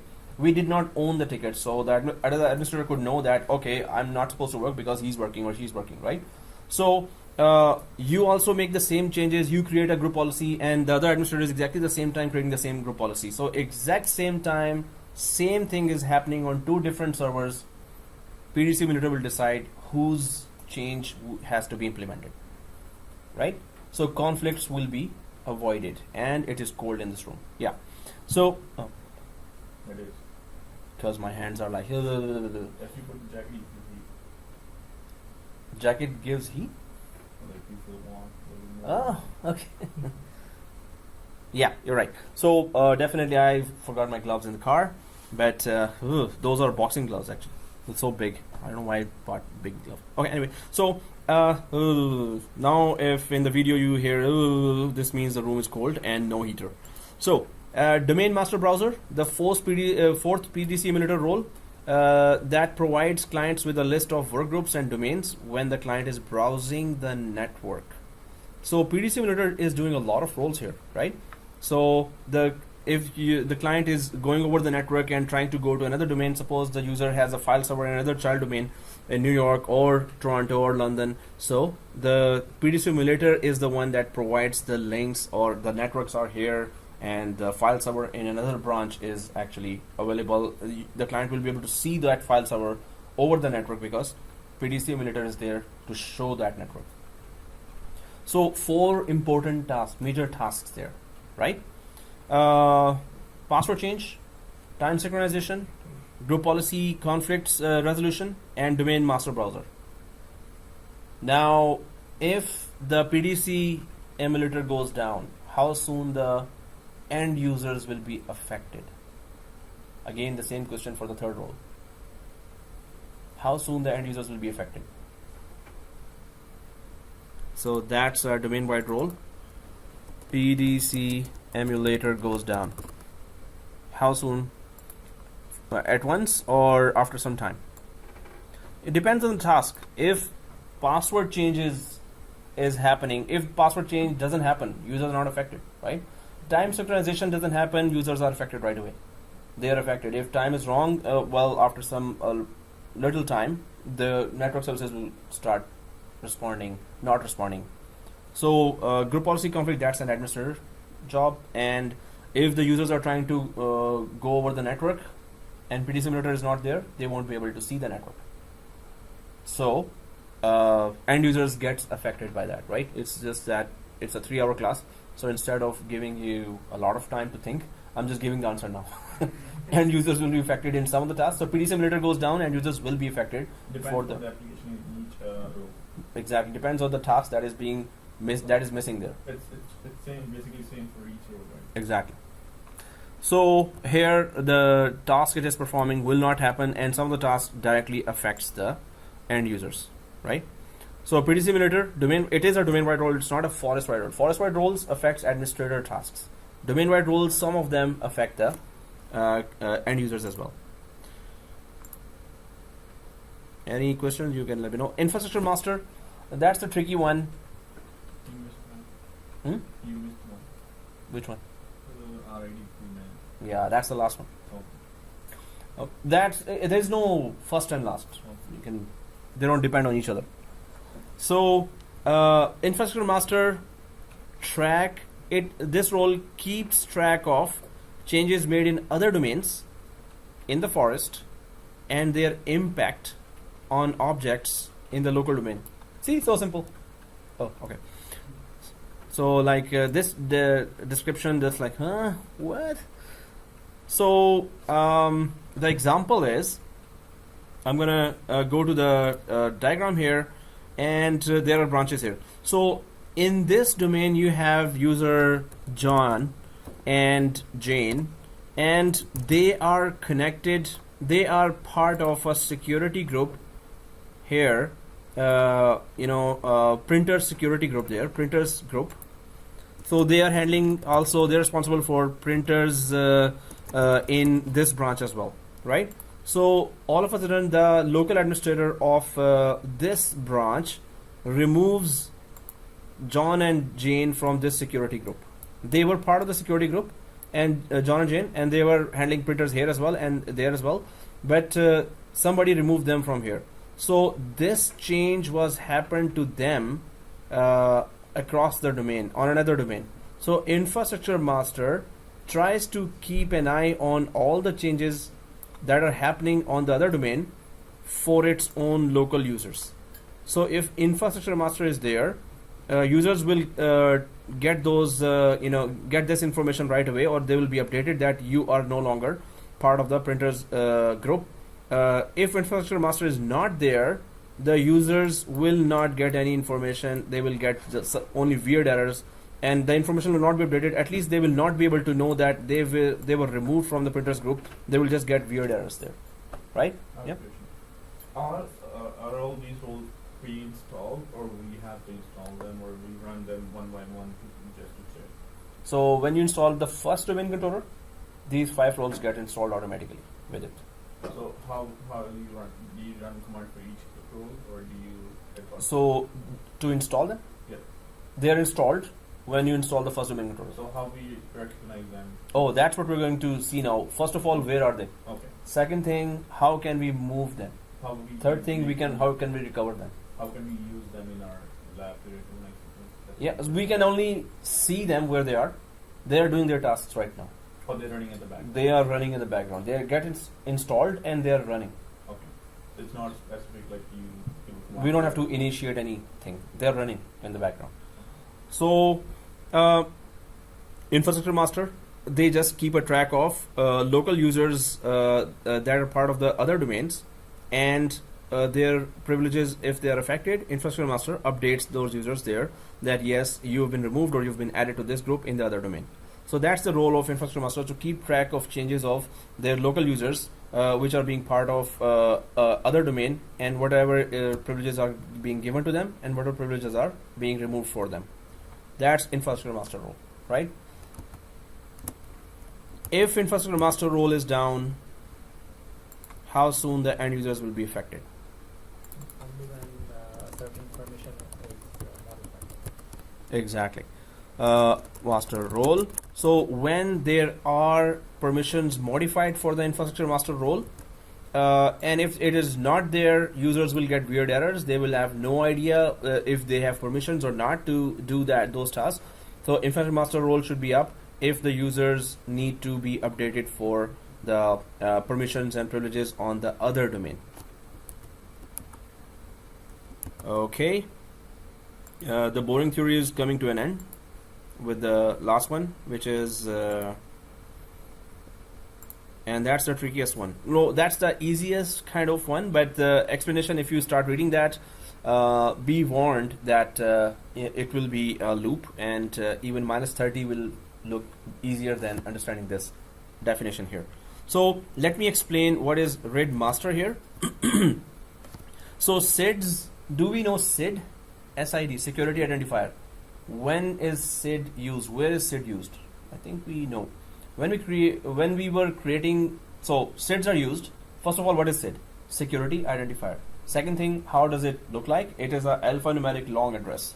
Third thing, it is going to uniquely identify an object in a domain. What does that mean? Uniquely identify an object. So this number is unique for any object in the domain. So user John has a unique SID. User Jane has a unique SID. So Active Directory can identify, oh, this SID, this user, yeah, okay.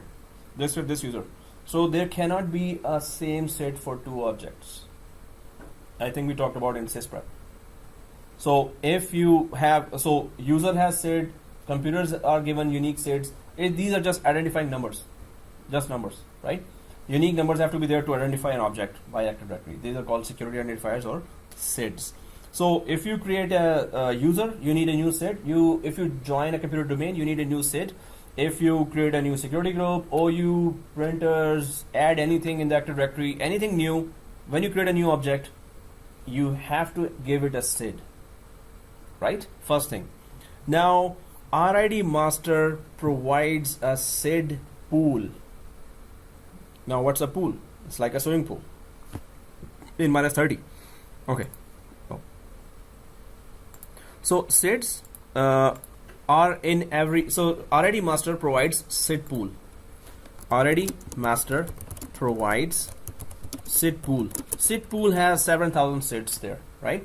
So now, what happens is, whenever a SID pool runs out of SIDs, suppose you've been creating thousands of users, adding computers, SID has to run out, right?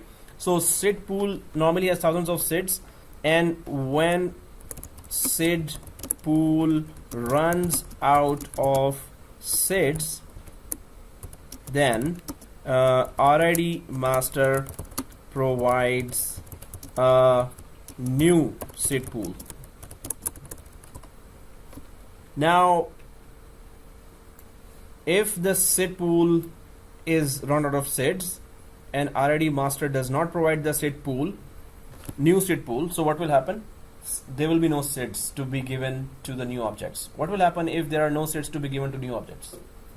Anyone knows what can happen? Yes, you cannot create new users anymore. If the RID master is down, and SID pool finishes as well, you're about to create 10 new users, you cannot create anything. You're about to join 10 computers to domain, you cannot join anything. How are we going to get the new numbers? So if SIDs run out, SID pool run out of SIDs, RID master has to be there. It automatically keeps on giving new SIDs, new SID pool. So RID master's job is to keep the SID pool fill up with SIDs. And in a large environment, it is very crucial. You're creating a lot of objects, you're making changes in a lot of objects. So SIDs have to be there. Now, one more thing about SIDs is SIDs are domain level. What does that mean? If there are two domains here, your user John is here, but then you migrated user John to another domain. Other domain will give its own SID, and the SID of the previous domain will be discarded. SIDs are only given on domain level. So if you migrated 10,000 users to another domain, so 10,000 SIDs of the previous domain will be discarded, and new domain will have to provide their own SIDs. So each domain maintains their own SID pool. Each domain maintains their own SID pool, right? So you need SIDs if users are migrated. You need SIDs if users are created. These are the two criteria where you need new SIDs.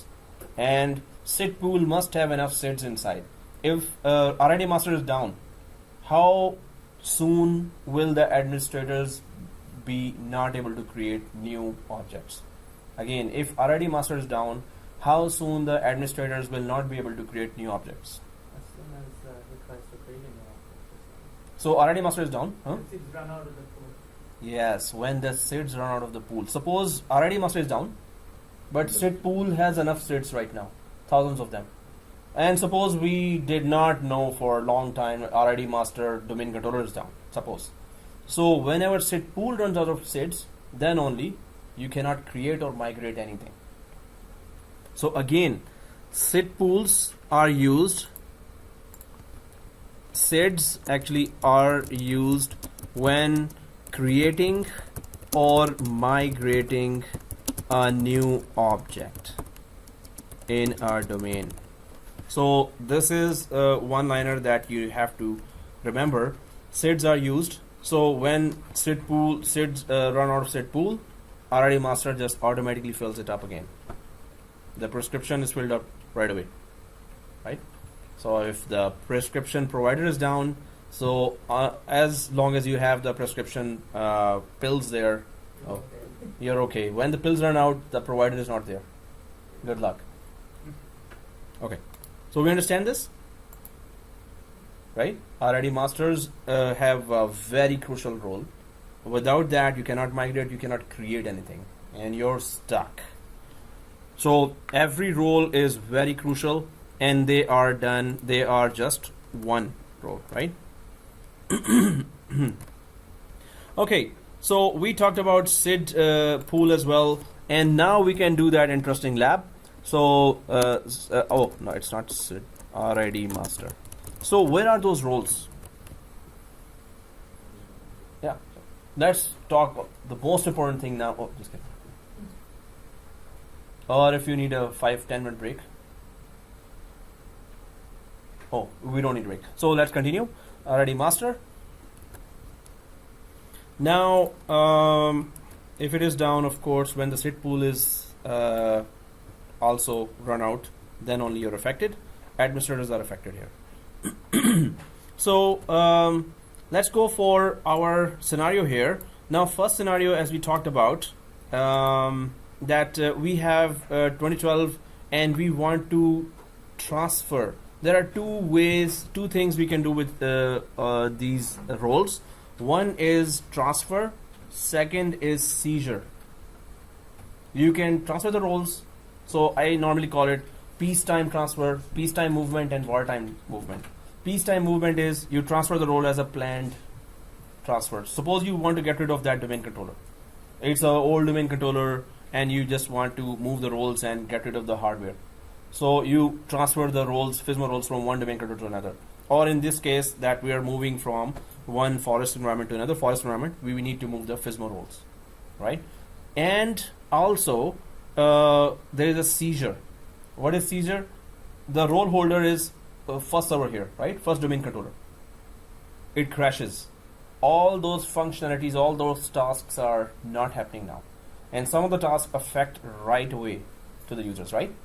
So as soon as that crash happens and you run there and you see, oh, domain controller can be up in 2 hours. Oh, it cannot be up. The hard disk was crashed, no response there. I took out the hard disk and it seems like we have to replace that, and the backup is 4 hours away.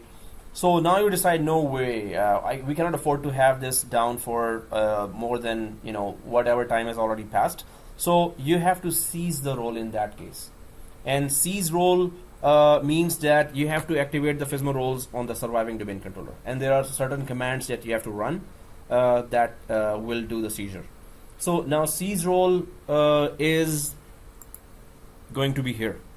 So we can call it seize role and metadata transfer. So anyway, seize FSMA role lab, FSMA role lab. So this lab will tell you in case of disaster what you need to do, and you have to do it right away. But this lab tells you how to transfer the roles, which is just a planned activity, right? You can do it from graphical interface as well. So, but we need to do what here? forest windows. So this is the forest of Windows 2012. We already have that. Now, is 2016 part of this forest or not? Right now, did we join it to domain? No, we did not, right? So what we will do, we have logged into, I hope, Windows Server 2012 R2, right?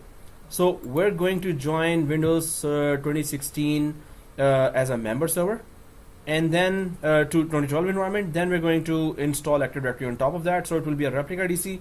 Whatever you do here, it will be here as well. Then we're going to transfer the FSMO roles. That's just transfer or peacetime movement, planned movement. Transfer the FSMO roles from here to there. Once we transfer, we don't need this 2012 anymore. Once we transfer the FSMO roles, then forest-wide operations will be shifted to 2016 with some new features introduced in 2016, right? So once these roles are transferred, that's it. Then we're going to, this will be a replica DC, this will be a root DC then, as soon as the FSMO roles are transferred, right? So this replica DC, then we're going to disjoin from, then first we're going to uninstall Active Directory from here, 2012.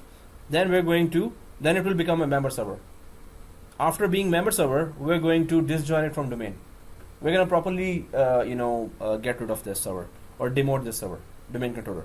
So right now it is the king, but we're going to get rid of the king now. We're going to make a new king. So we're going to transfer the roles. Then we're going to remove Active Directory from here, 2012. Then we're going to disjoin it from domain. Then we're going to shut it down. And then we're going to delete it. Yay. Oh.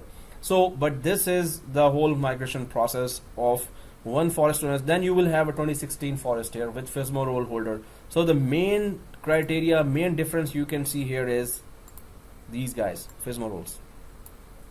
Once you transfer them to the new forest, you don't need this 2012 anymore. It's a replica DC. You can have as many replica DCs of 2016 as well, right? For transferring the FSMO roles, do you have any limitations on Windows version? Like you can do transfer from only 2008 to 2012 or 2008 to 2016 directly we can transfer. 2003 no. yeah, So only 2003 is the. If we had 2008 here and we copying would take some time and installation. So 2008 also we would have just transferred the roles. Just transfer roles is the same on 2008 to 2012. 2012 to 2016 is exactly the same exercise and exactly the same areas we have to go. So do we understand the scenario here? We're going to be first identifying where are the 5 roles in 2012.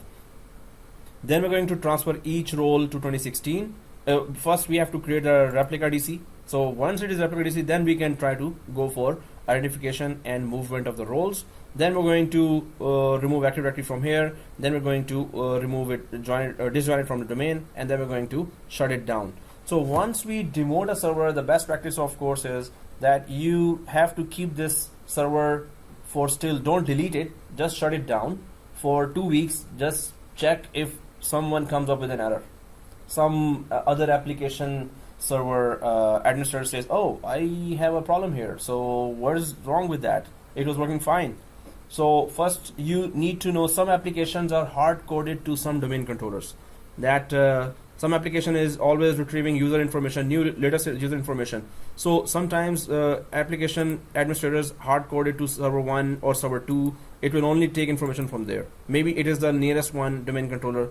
So if this domain controller goes down, that application does not automatically redirects to other domain controller. So that would be one precaution you have to look for, that if application is hard-coded to one domain controller. Other than that, other domain controllers can also serve and give the same authentication, authorization, and accounting that this is giving. But FSMO role tasks, this you have to really take care of, right? That the surviving domain controller must have these roles. Okay guys, so the whole scenario and the steps that we're going to do are here. So in fact, I should put it in words here that first make 2016 server replica DC. That's the first step. Then second is transfer first identify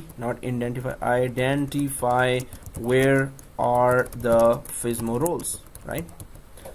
Third is that transfer FSMO roles from 2012 to 2016. Fourth is remove AD DNS from 2012 server. Fifth is disjoin 2012 from domain.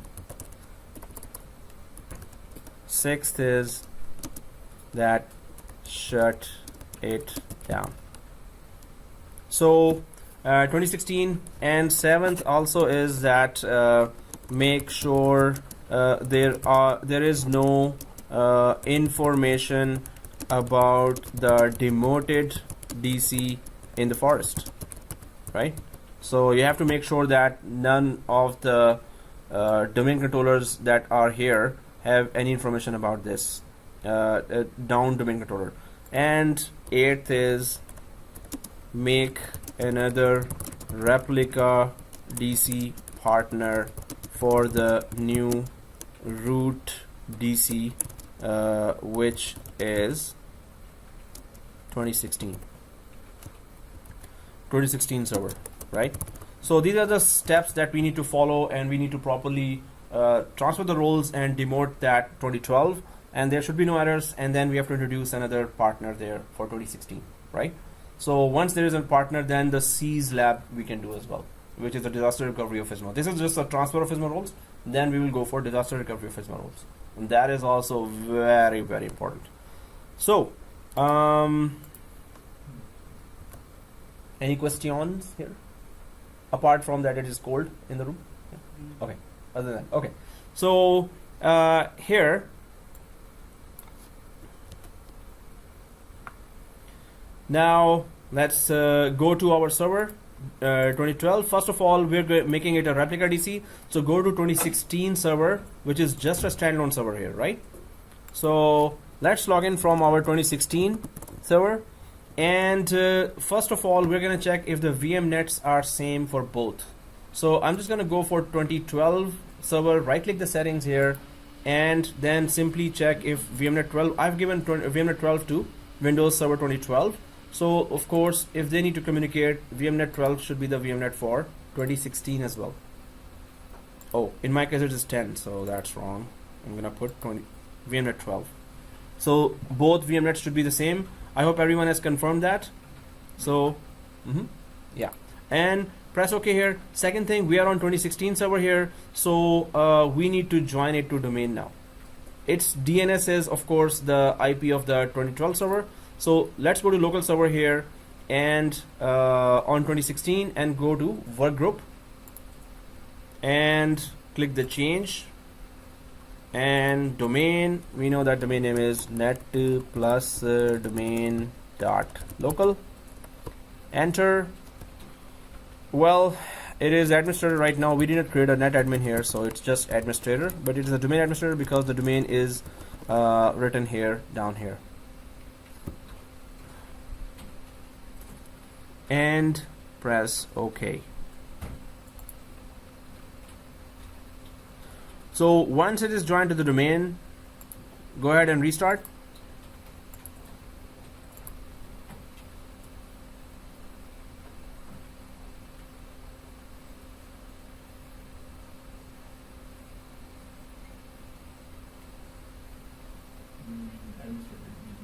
Yeah.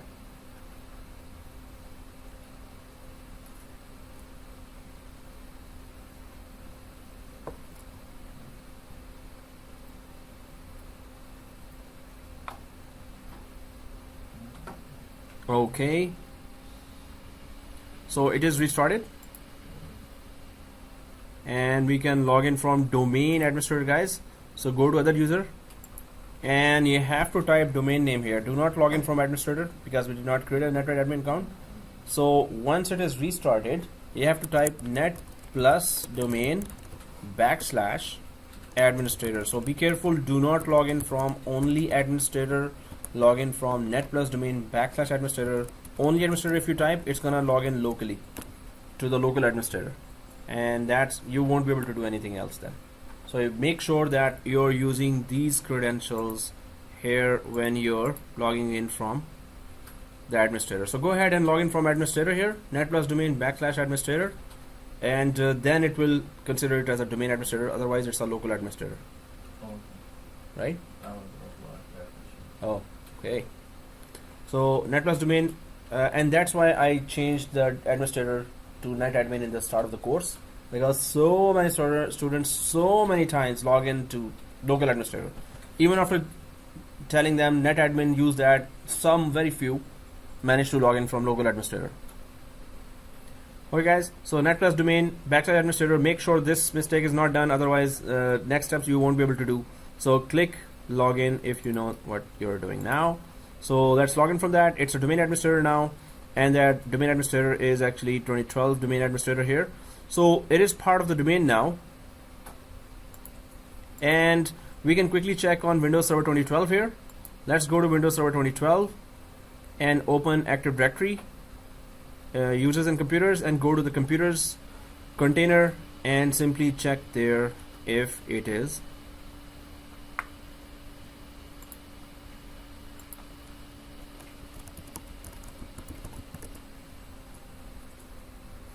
So we go to Windows Server 2012, go to Tools, and go to Active Directory, Users and Computers on Windows Server 2012.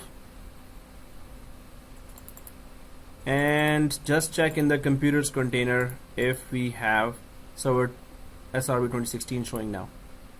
So I hope it is showing for everyone. And everyone's showing, right? The SSDs all and the HDD all? Oh, starting. Yeah, that's not fair. I mean, I should have said, hey, make sure it is E, not C. Okay, so it is SRB 2016 showing here. Now we can just install Active Directory to make it a replica DC 2016. Because if it's not a replica DC, we cannot transfer FSMA roles. FSMA roles only live on domain controllers. They don't live on member servers or standalone servers. So if you haven't installed Active Directory, FSMA roles are already not there. So we're going to make it a replica DC now, the 2016. And we're on the dash. So go to 2016, go to the dashboard, and go for add roles and features now on server 2016. Let me know where you are and you want something to know. So add roles and features. Next, we know how to install Active Directory. So go ahead, role based or feature based. Next, SRB. Make sure you're on SRB 2K16 here. And next, Active Directory domain services. And all the features are there. Add features. And then next. Nothing here. Next. Nothing here. Next. Restart if it requires. Press yes. Install. So these are the binary roles where binaries of domain controller installing. Hi, question. You check something before installing the feature, right? Restart. Right at the end of it? No, before this, you check something, right? Yeah, it was just Active Directory domain services on the roles window. Other than that, no. How do you check has been connected to the domain? It is connected to domain. Oh, yeah, that is on server 2012. Oh. Yeah. Mm-hmm. You're there? I was doing it wrong, but there's Hmm. nothing working. So server 1, once it is done, there will be a link appearing here, so you have to just click the link. Alright, there's the link. Yay, and it's minus 27.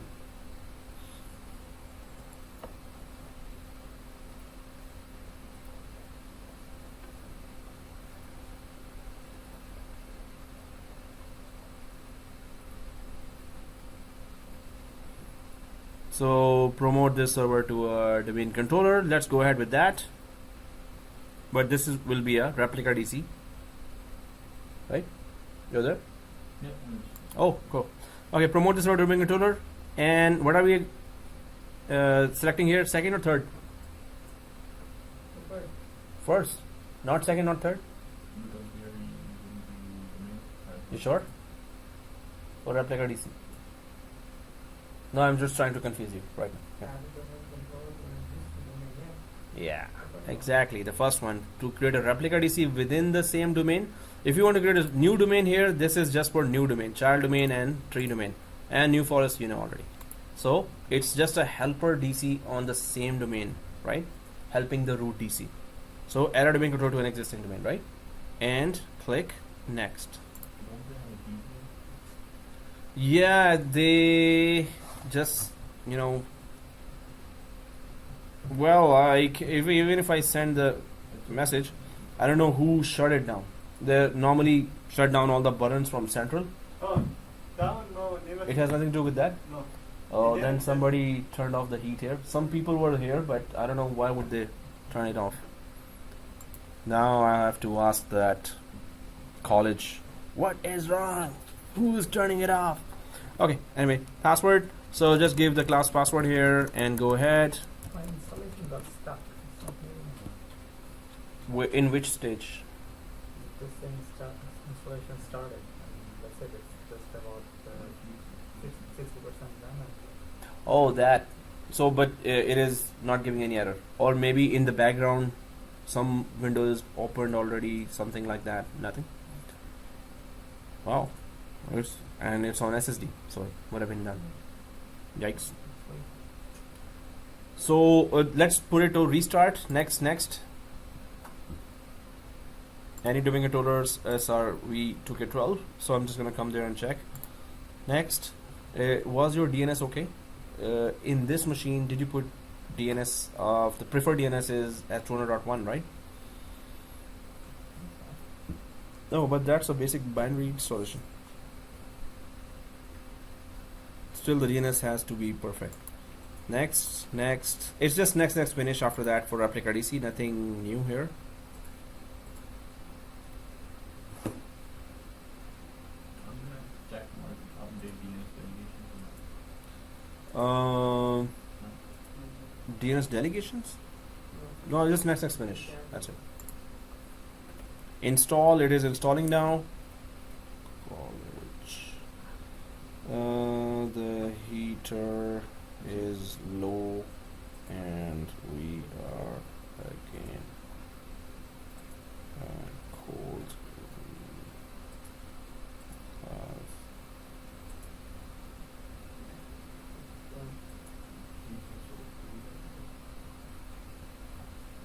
Not that cold at the back, Really? This is supposed to be more cold. Because there's a street. My feet are freezing. Really? Yeah, my hands are freezing. Oh.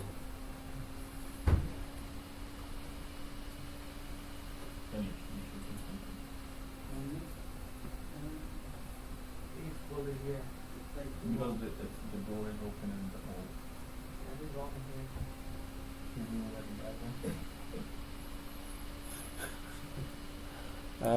I've put it on to the administration that why heat is not again here.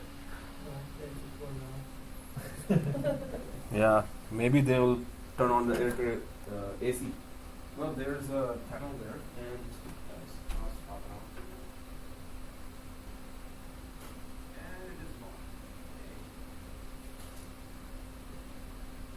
well, that panel is protected. Security. You can break. Yeah, in emergency break. Quick question. Did we check on the update DNS delegation or no? Oh, you recovered? Like, it went. Okay. So, installation is going on here. It's a replica DC now. So, it will get replicated with everything, every settings that the Active Directory of 2012 has. So, this will be an exact copy of that Active Directory 2016. But other than the FSMA roles are only on 2012 right now. And that's what we need to transfer to 2016 because we want to demote 2012 and change the whole forest level to 2016. So while it is restarting, if it is installing now, we don't have to wait for that. So we can go back to 2012 and now we can check where are those FSMA roles. I hope this command is already there. So if I just open the command prompt here on the 2012 server, this command with this information is already there. The command is this netdom Fismo query. Oh, netdom query Fismo. Netdom query Fismo. So please run this command. If it is already there, keep this open because we need it open. We're going to track that how many roles have we transferred and how many are still not transferred. So transfer still is not that difficult task. So netdom query Fismo. Once this is done, so keep it open. Don't close this command prompt. So I'm just going to minimize that now. So here, right? So now let's go to the domain-wide roles. So do we have Active Directory users and computers open in 2012? So Active Directory users and computers. Now you can see net plus domain.local here and right click here and you can see this operations masters. This one. Operations master when you right click the domain. Everyone sees that? So let's click this operations masters here and you should be seeing RID, PDC, infrastructure roles. So these are the 3 domain-wide roles that are there, right? We all see that. Yeah, RIDC, PDC, infrastructure that we were just talking about. But you can see if the actual role, current role holder, first window shows that name, whichever is the current role holder. The second is the possible migration towards this server is can be done if it is a different server. If it is the same server, you cannot migrate from the same server to the same server, right? Of course. So if now we need to transfer this, right? We need to migrate that. So what do? It's the same name. So current role holder, first window, destination, second window. So destination we have to change to 2016. We have to, then we're going to click change and it's going to migrate the role from first domain controller to the second domain controller, right? So in order to do that, we have to first see that 2016 shows up here or not. In order to do that, let's cancel out from here. Let's close this window and right click again to the net plus domain.local. And this time we are just simply going for change domain controller here, right? So let's right click the net plus domain.local and click the change domain controller. Once we do that, you can see this window here. The name of the second domain controller is still not there, right? It is there? Yeah. For you it is there. No. And for others it's not there. Yet. So I'm just going to cancel out from here. Refresh. Oh, okay. Refresh this domain controller as well, guys. Refresh, and go to domain controllers in fact and check if the second one, yeah, now it is showing here, right? 2016. And then right click net plus domain.local. Refresh, and then did you refresh? Everyone refreshed it, right? And now right click and go to change domain controller. No? Oh yeah, it's not here as well. So I'll click cancel and close the Active Directory and computers in case it doesn't show. And let's check 2016. Is it? Yeah, it is done, right? Yeah. So let's log in from 2016 with domain administrator. 2016, go there. And net plus domain, it is already showing the net plus domain / administrator. So it is already the correct admin. Make sure it is net plus domain / administrator and go for the password and just log in. So once it is logged in 2016, let's go to 2012 again. Open the Active Directories and computers. I hope you did close it. So after closing the Active Directories and computers on 2012, let's open it again. I'm on 2012 now. And then go ahead and check change domain controller, and there you go. It's still not there. Okay, so in that case, there's always an option. So you can see here, only thing here is the name of the domain controller. So what we can do is srv2k16.netplusdomain.local. That's what we can put there. If it is there and it detects it, it's gonna take it. So I'm just clicking here and I know the name SRV. So if the spellings are exactly like that, then follow that. Otherwise, see what spellings you gave there. 2k16.net plus domain dot local. It's not case sensitive, just putting it for spellings. srv2016.net plus domain dot local. I've just put that there, and I'm trying to check by clicking somewhere else that if it automatically detects this name and says yes, it's okay. So I'm just gonna click anywhere else, and actually it says online. Yeah. Yeah. So it gets that name, right? So if it gets that name, Dinesh, it gets that right? Okay, you're ready. So select this server 2016 here, or select on this line here, and if it is selected, press OK. So first put that SRV 2016, whatever name you gave there, and then just keep it selected and press OK. Right? Enable. So the spellings are correct. SRV2K16. Is this what you gave the name? Are you not going to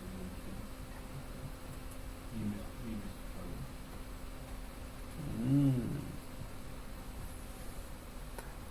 So SRV2K16 and press OK.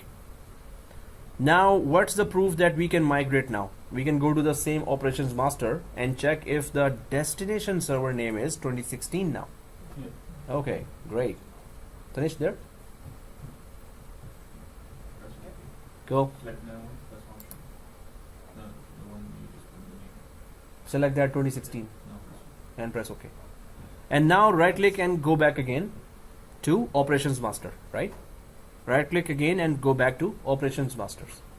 And there you go. 2016 is there, right? Yeah. So that's good. Now we can migrate easily.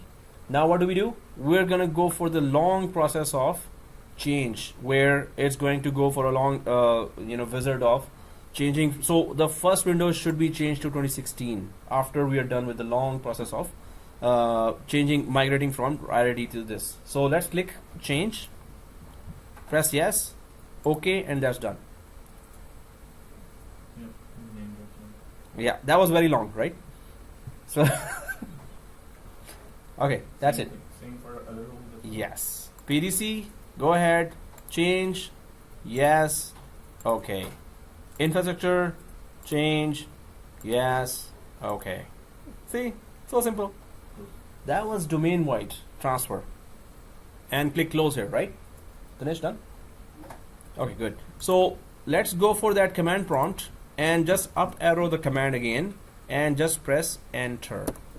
So 3 roles are transferred or supposed to be transferred if this command detects the correct configuration.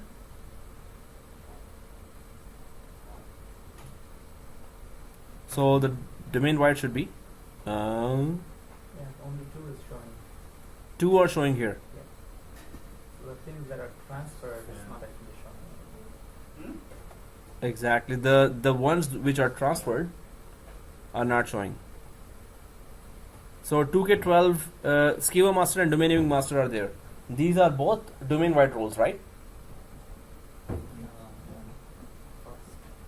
Yeah, they are forest wide roles. So do you see this answer to the command, right? So Mine are still the same. you're kidding me, man. No, it's not. If you see this is okay. No, I still see the file. All 5? Yeah. Did you transfer? No, but with the server 2K12 changes to each role. The roles that we've changed, Yeah. right here it says as 2K12, right? Yeah, yeah. But now it says 2K16. Okay. The roles that we've changed. So up arrow. If we run the command again, It says 2K16, yeah. so run the command again. It says 2K16. Thing we asked very soon during the change. The parameter is incorrect. Mm, You get that. net dom query Fismo, right? It Yeah. takes time. Nope. I'm getting the same things too. Mm-hmm. You want to see.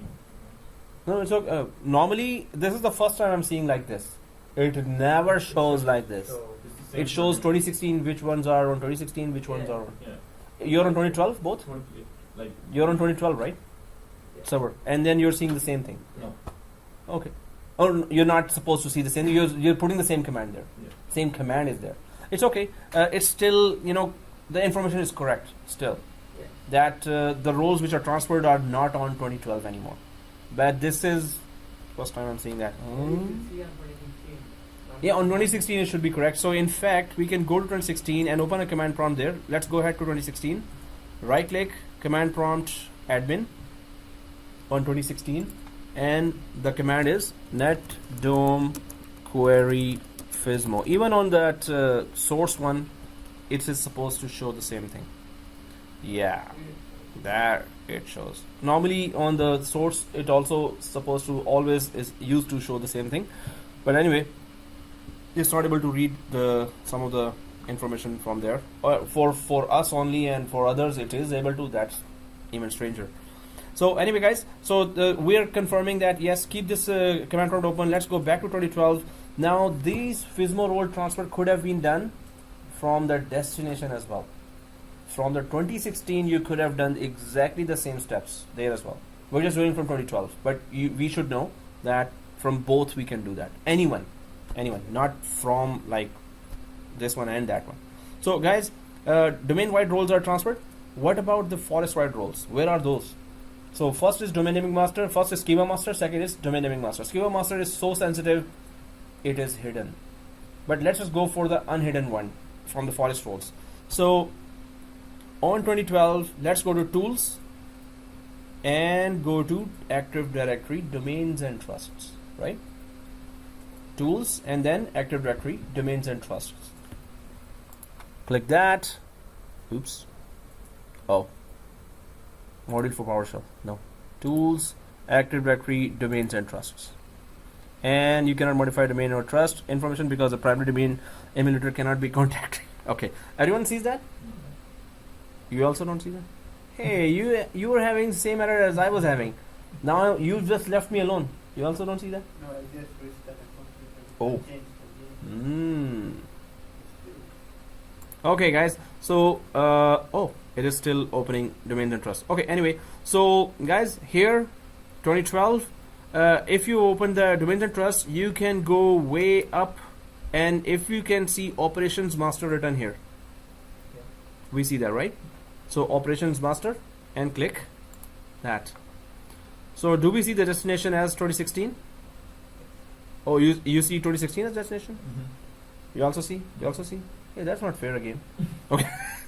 Go ahead and change. I'll just change it to, if you don't see in any other circumstances, you can do the same thing, change domain controller, right? Done, then we go to command prompt.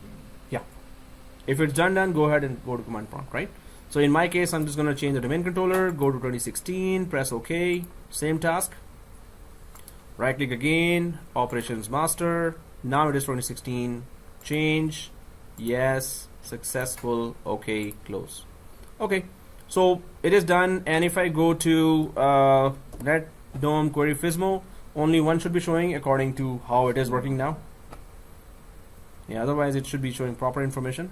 But if it just shows one, we understand it is still correct.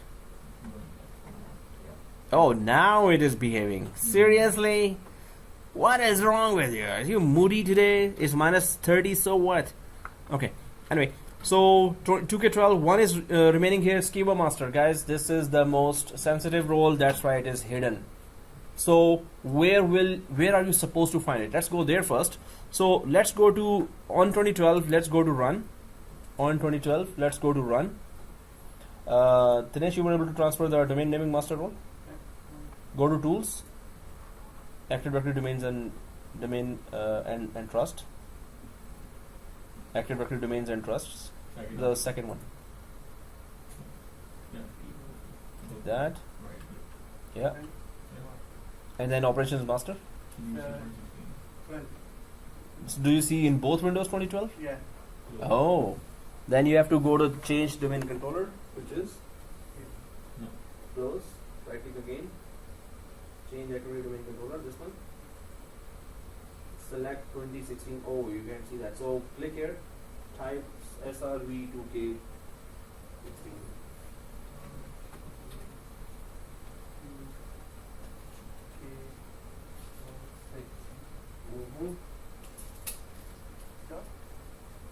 Yeah. Network mirror local. Press OK. Press OK. Alright, guys. So I'm going to run here on 2012 and type mmc. which is Microsoft Management Console, MMC. So on 2012, go to run and type MMC and press OK. Once you're inside MMC, so you're able to change the domain controller, Ganesh? And then did you click go again to that? Or you did the whole thing? Change as well? Change. Yeah, I think it's already open. Right click again. No, above. Go to Operations Master. No. Now using 2016. Yeah. Oh, you did already. Yeah.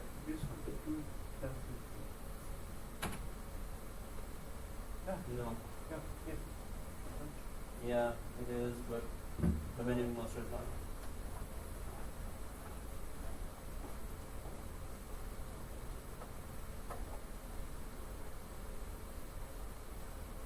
Now, first find should show the no. Up arrow. Then you have to go to, while the result is coming, I'm just going to type in MMC.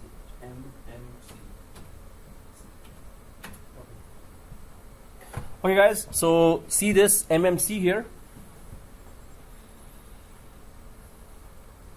and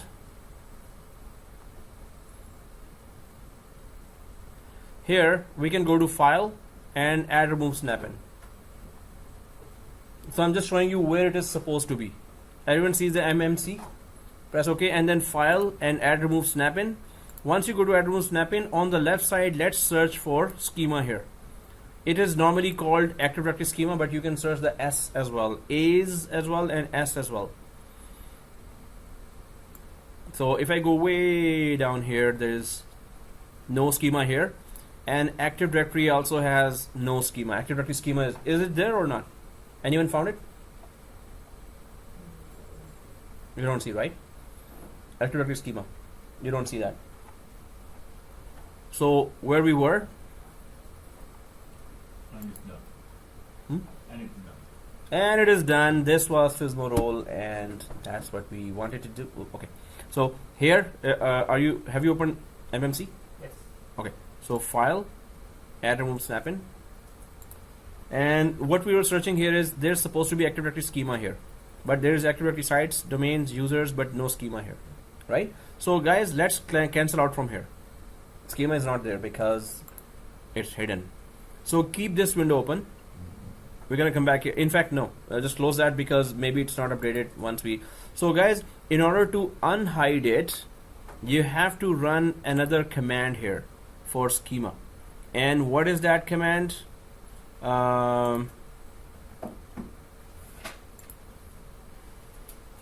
It is for schema. Hey, what's wrong with that? Okay, yeah, this one. So go to open the command prompt with admin privileges and run this command first, and it has to be successful. Reg svr32.exe space schmmgmt.dll. Run this command.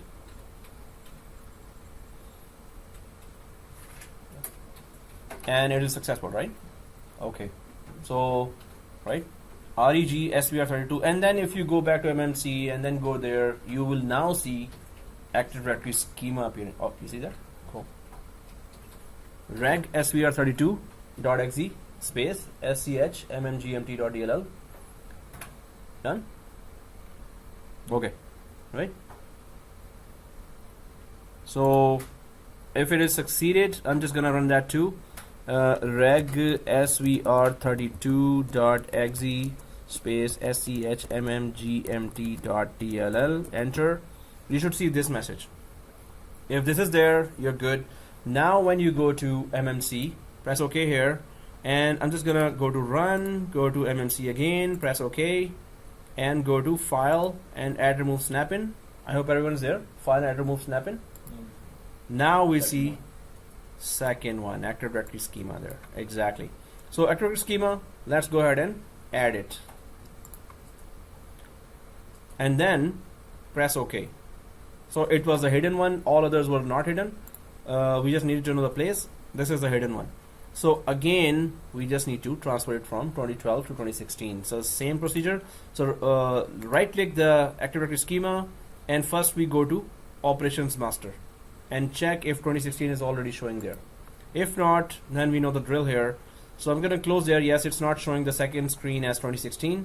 So close, change Active Directory domain controller, which is this one, the top one, right? Change Active Directory domain controller. And then just 2016 is showing for everyone. 2016 is showing for everyone, right? So select that and press OK. And press OK again. Right click again to Operations Master, right? We all know that process, right? And now it shows 2016. So you just have to change domain controller if you don't see the destination. And click change. Yes. OK. Done. All 5 roles transferred to 2016. Done? Yeah, Oh. that's okay. Yeah, press OK. No, that's it. Arrow message. No, it's okay. This is just a message saying that it's Yeah, right. Operation change. Okay, cool. So click close here. Now all 5 roles are done. close. How do we know? Just run the command. Command from that one. Oops, not this one. This one, yeah. Don't query Fismo. So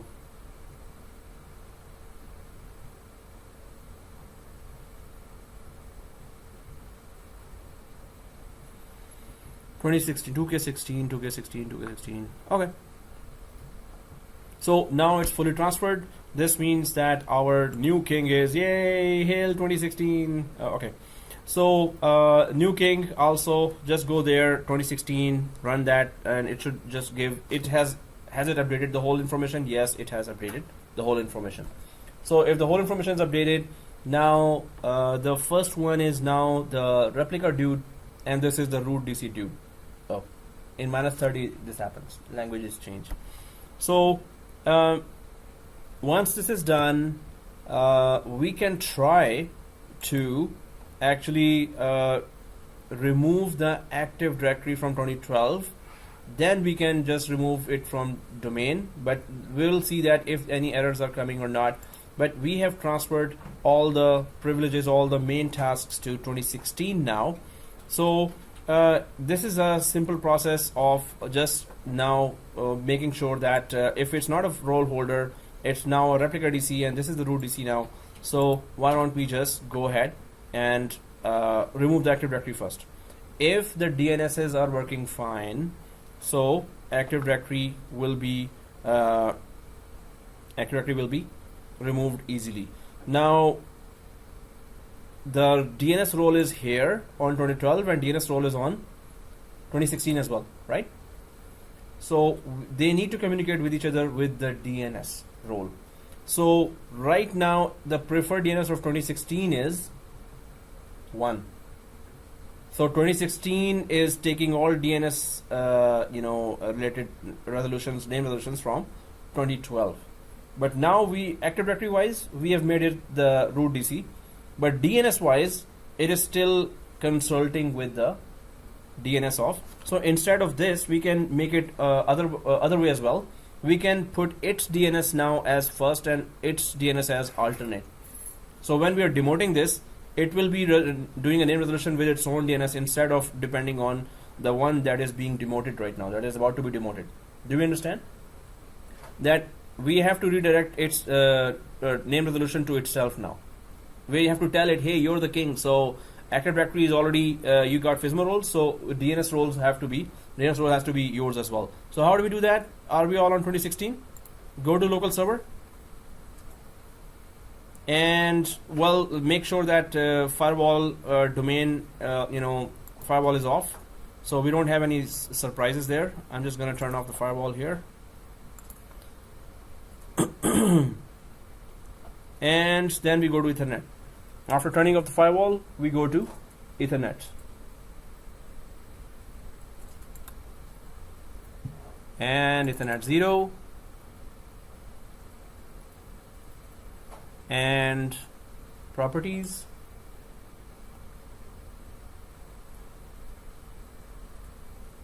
Double click v4. So here it is primary DNS, preferred DNS is the 2012 one. We can tell it, hey, you're the one now we're going to be asking for name resolution. So yours is 2 already there? One. But one, the 127 is alternate there. is preferred. Okay. So in my case it was not, so I'm just changing 1 to 2 because 2 is the The 2016. one you have in alternate, it's in preferred DNS. Oh, then it's okay. But you can just change it to the actual IP as well. So the other one, because we still need communication with that, so we can change it to 192.168.200.1. So we're just putting it alternate right now.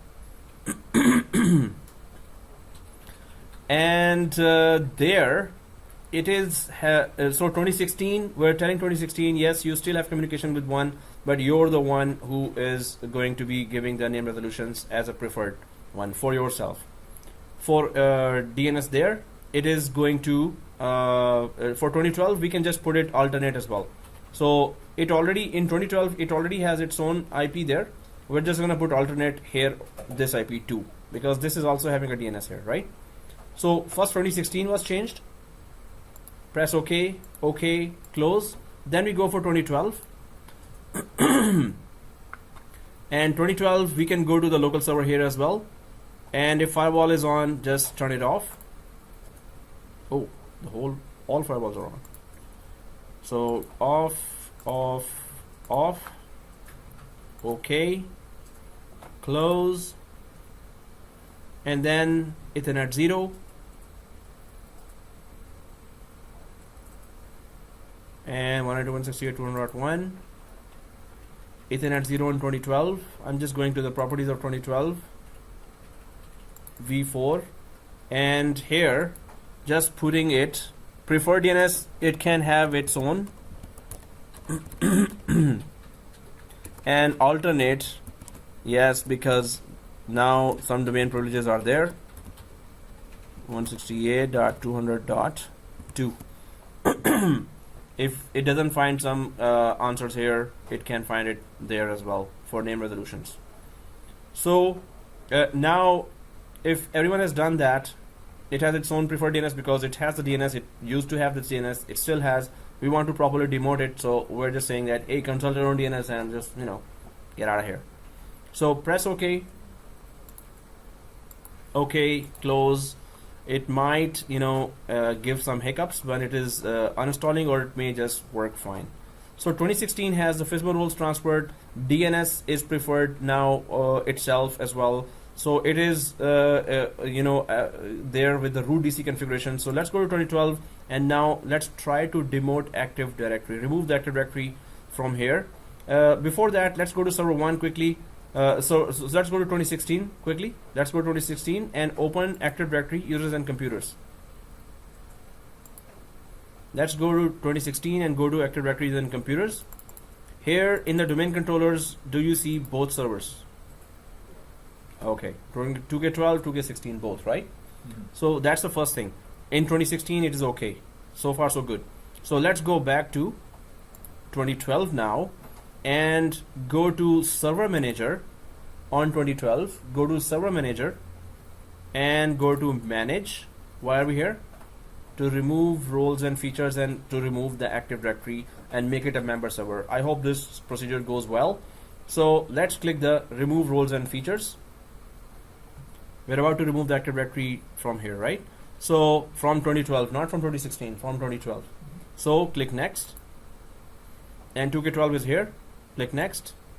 And now we're going for only Active Directory domain and services. Let's go for that and remove features.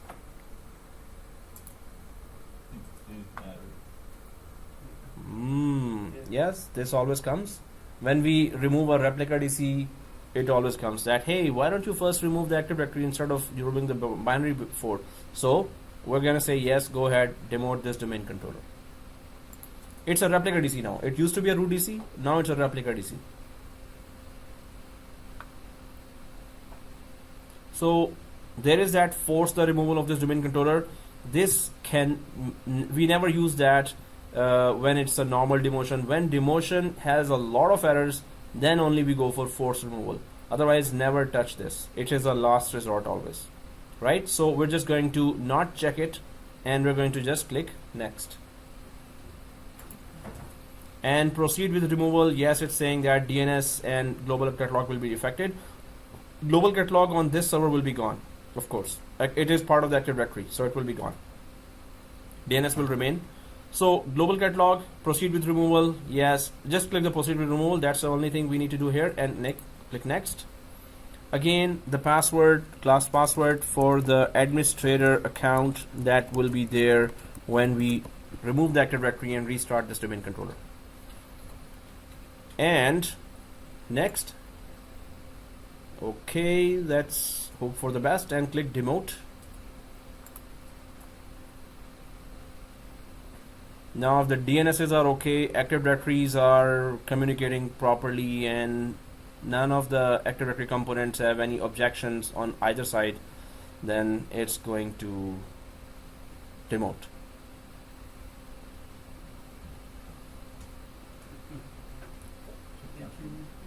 Hmm? Already? Successful? Successful error? No. Successful. Okay, so it's restarting? Yeah. You're leaving already? Yeah. Oh, okay. What? Oh, just so yes. Why is there an error? No, is it restarting automatically, guys? Yes. Okay. Good.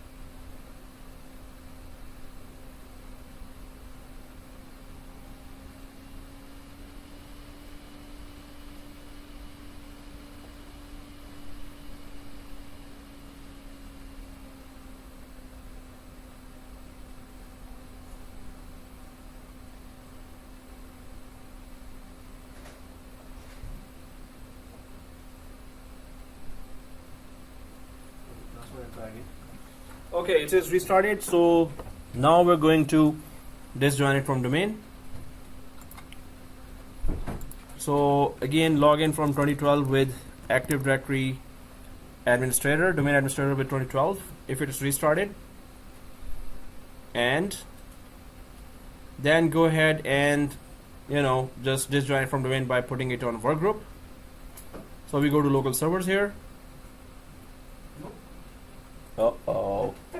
Then we have to tshoot or simply shoot. I think you missed one or two steps here. So here, if you're logged in from 2012 again, let's click the domain and click change and workgroup. Just put anything here, A or whatever. Put the workgroup here, A, press OK. Press OK again.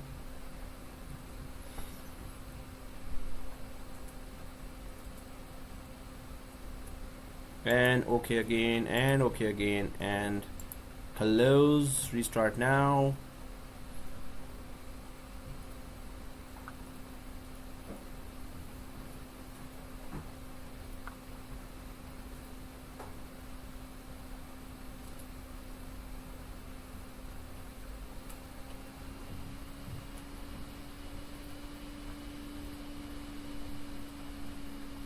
Okay, so if we get a proof that we no longer have any server called 2012, let's go to 2016 here, and Active Directory and computers in 2016. So we can refresh here. The Active Directory was showing domain controller as 2012. If you refresh, no longer domain controller is there. If you go to computers, refresh, it is just showing that it is down. So if it is gone, then it shows this down arrow here. That is no longer part of the domain. And after some time we can just safely delete that as well. So this means that it was properly demoted here. It's just a standalone server, and we can actually shut it down. The 2012, we can shut it down. It is down now, and 2016 is the king of the jungle now. And the next lab where we're going to have a replica of this, and then we're going to do a crash test for that. But now it was the FSMO transfer roles and demotion of the forest root DC 2012. Now the forest root DC is 2016. The only thing to remember is transfer the FSMO roles. If we don't do that, it's gonna be trouble, right? So this is it, guys. Any questions till now? Everything is okay, clear? And redo this lab at home. And if you wanna, feel like doing some challenging work, you're gonna add 2008 as well to the. So as a replica DC, make 2012 environment and add 2008, or even make 2008 as a forest, and then try to move directly to 2016, having 2012 and 2016 as well as replica DCs. How many classes are there? We have a few more, Like, 8, 9, 10, no, I'm just asking. and that's why I'm just telling. There are 5, 6 more maybe. Depends on how fast we are. You only able to attend a couple of classes. Why? I won't be able to attend Monday, and I will be able to attend Friday and Monday. That's all. Next coming Friday and Monday. Oh, don't worry, we'll cancel these days. Just kidding. Yeah. Okay. No, you will follow the video, right? Yeah. Try to follow the video and redo that. All topics are critical, and actually newer topics which are specific to 2016, nano server and containers. Very critical topics. Okay, but still Monday, disaster recovery of domain controller, much more critical than this one. So let's come back on Monday, keep these machines intact and shut down. Bye. Alright, bye. Oh, wait. I forgot or 5 got. Thank you for that party. Oh, let's not mention party, you know. How was your vacation? Vacation was good. Did you?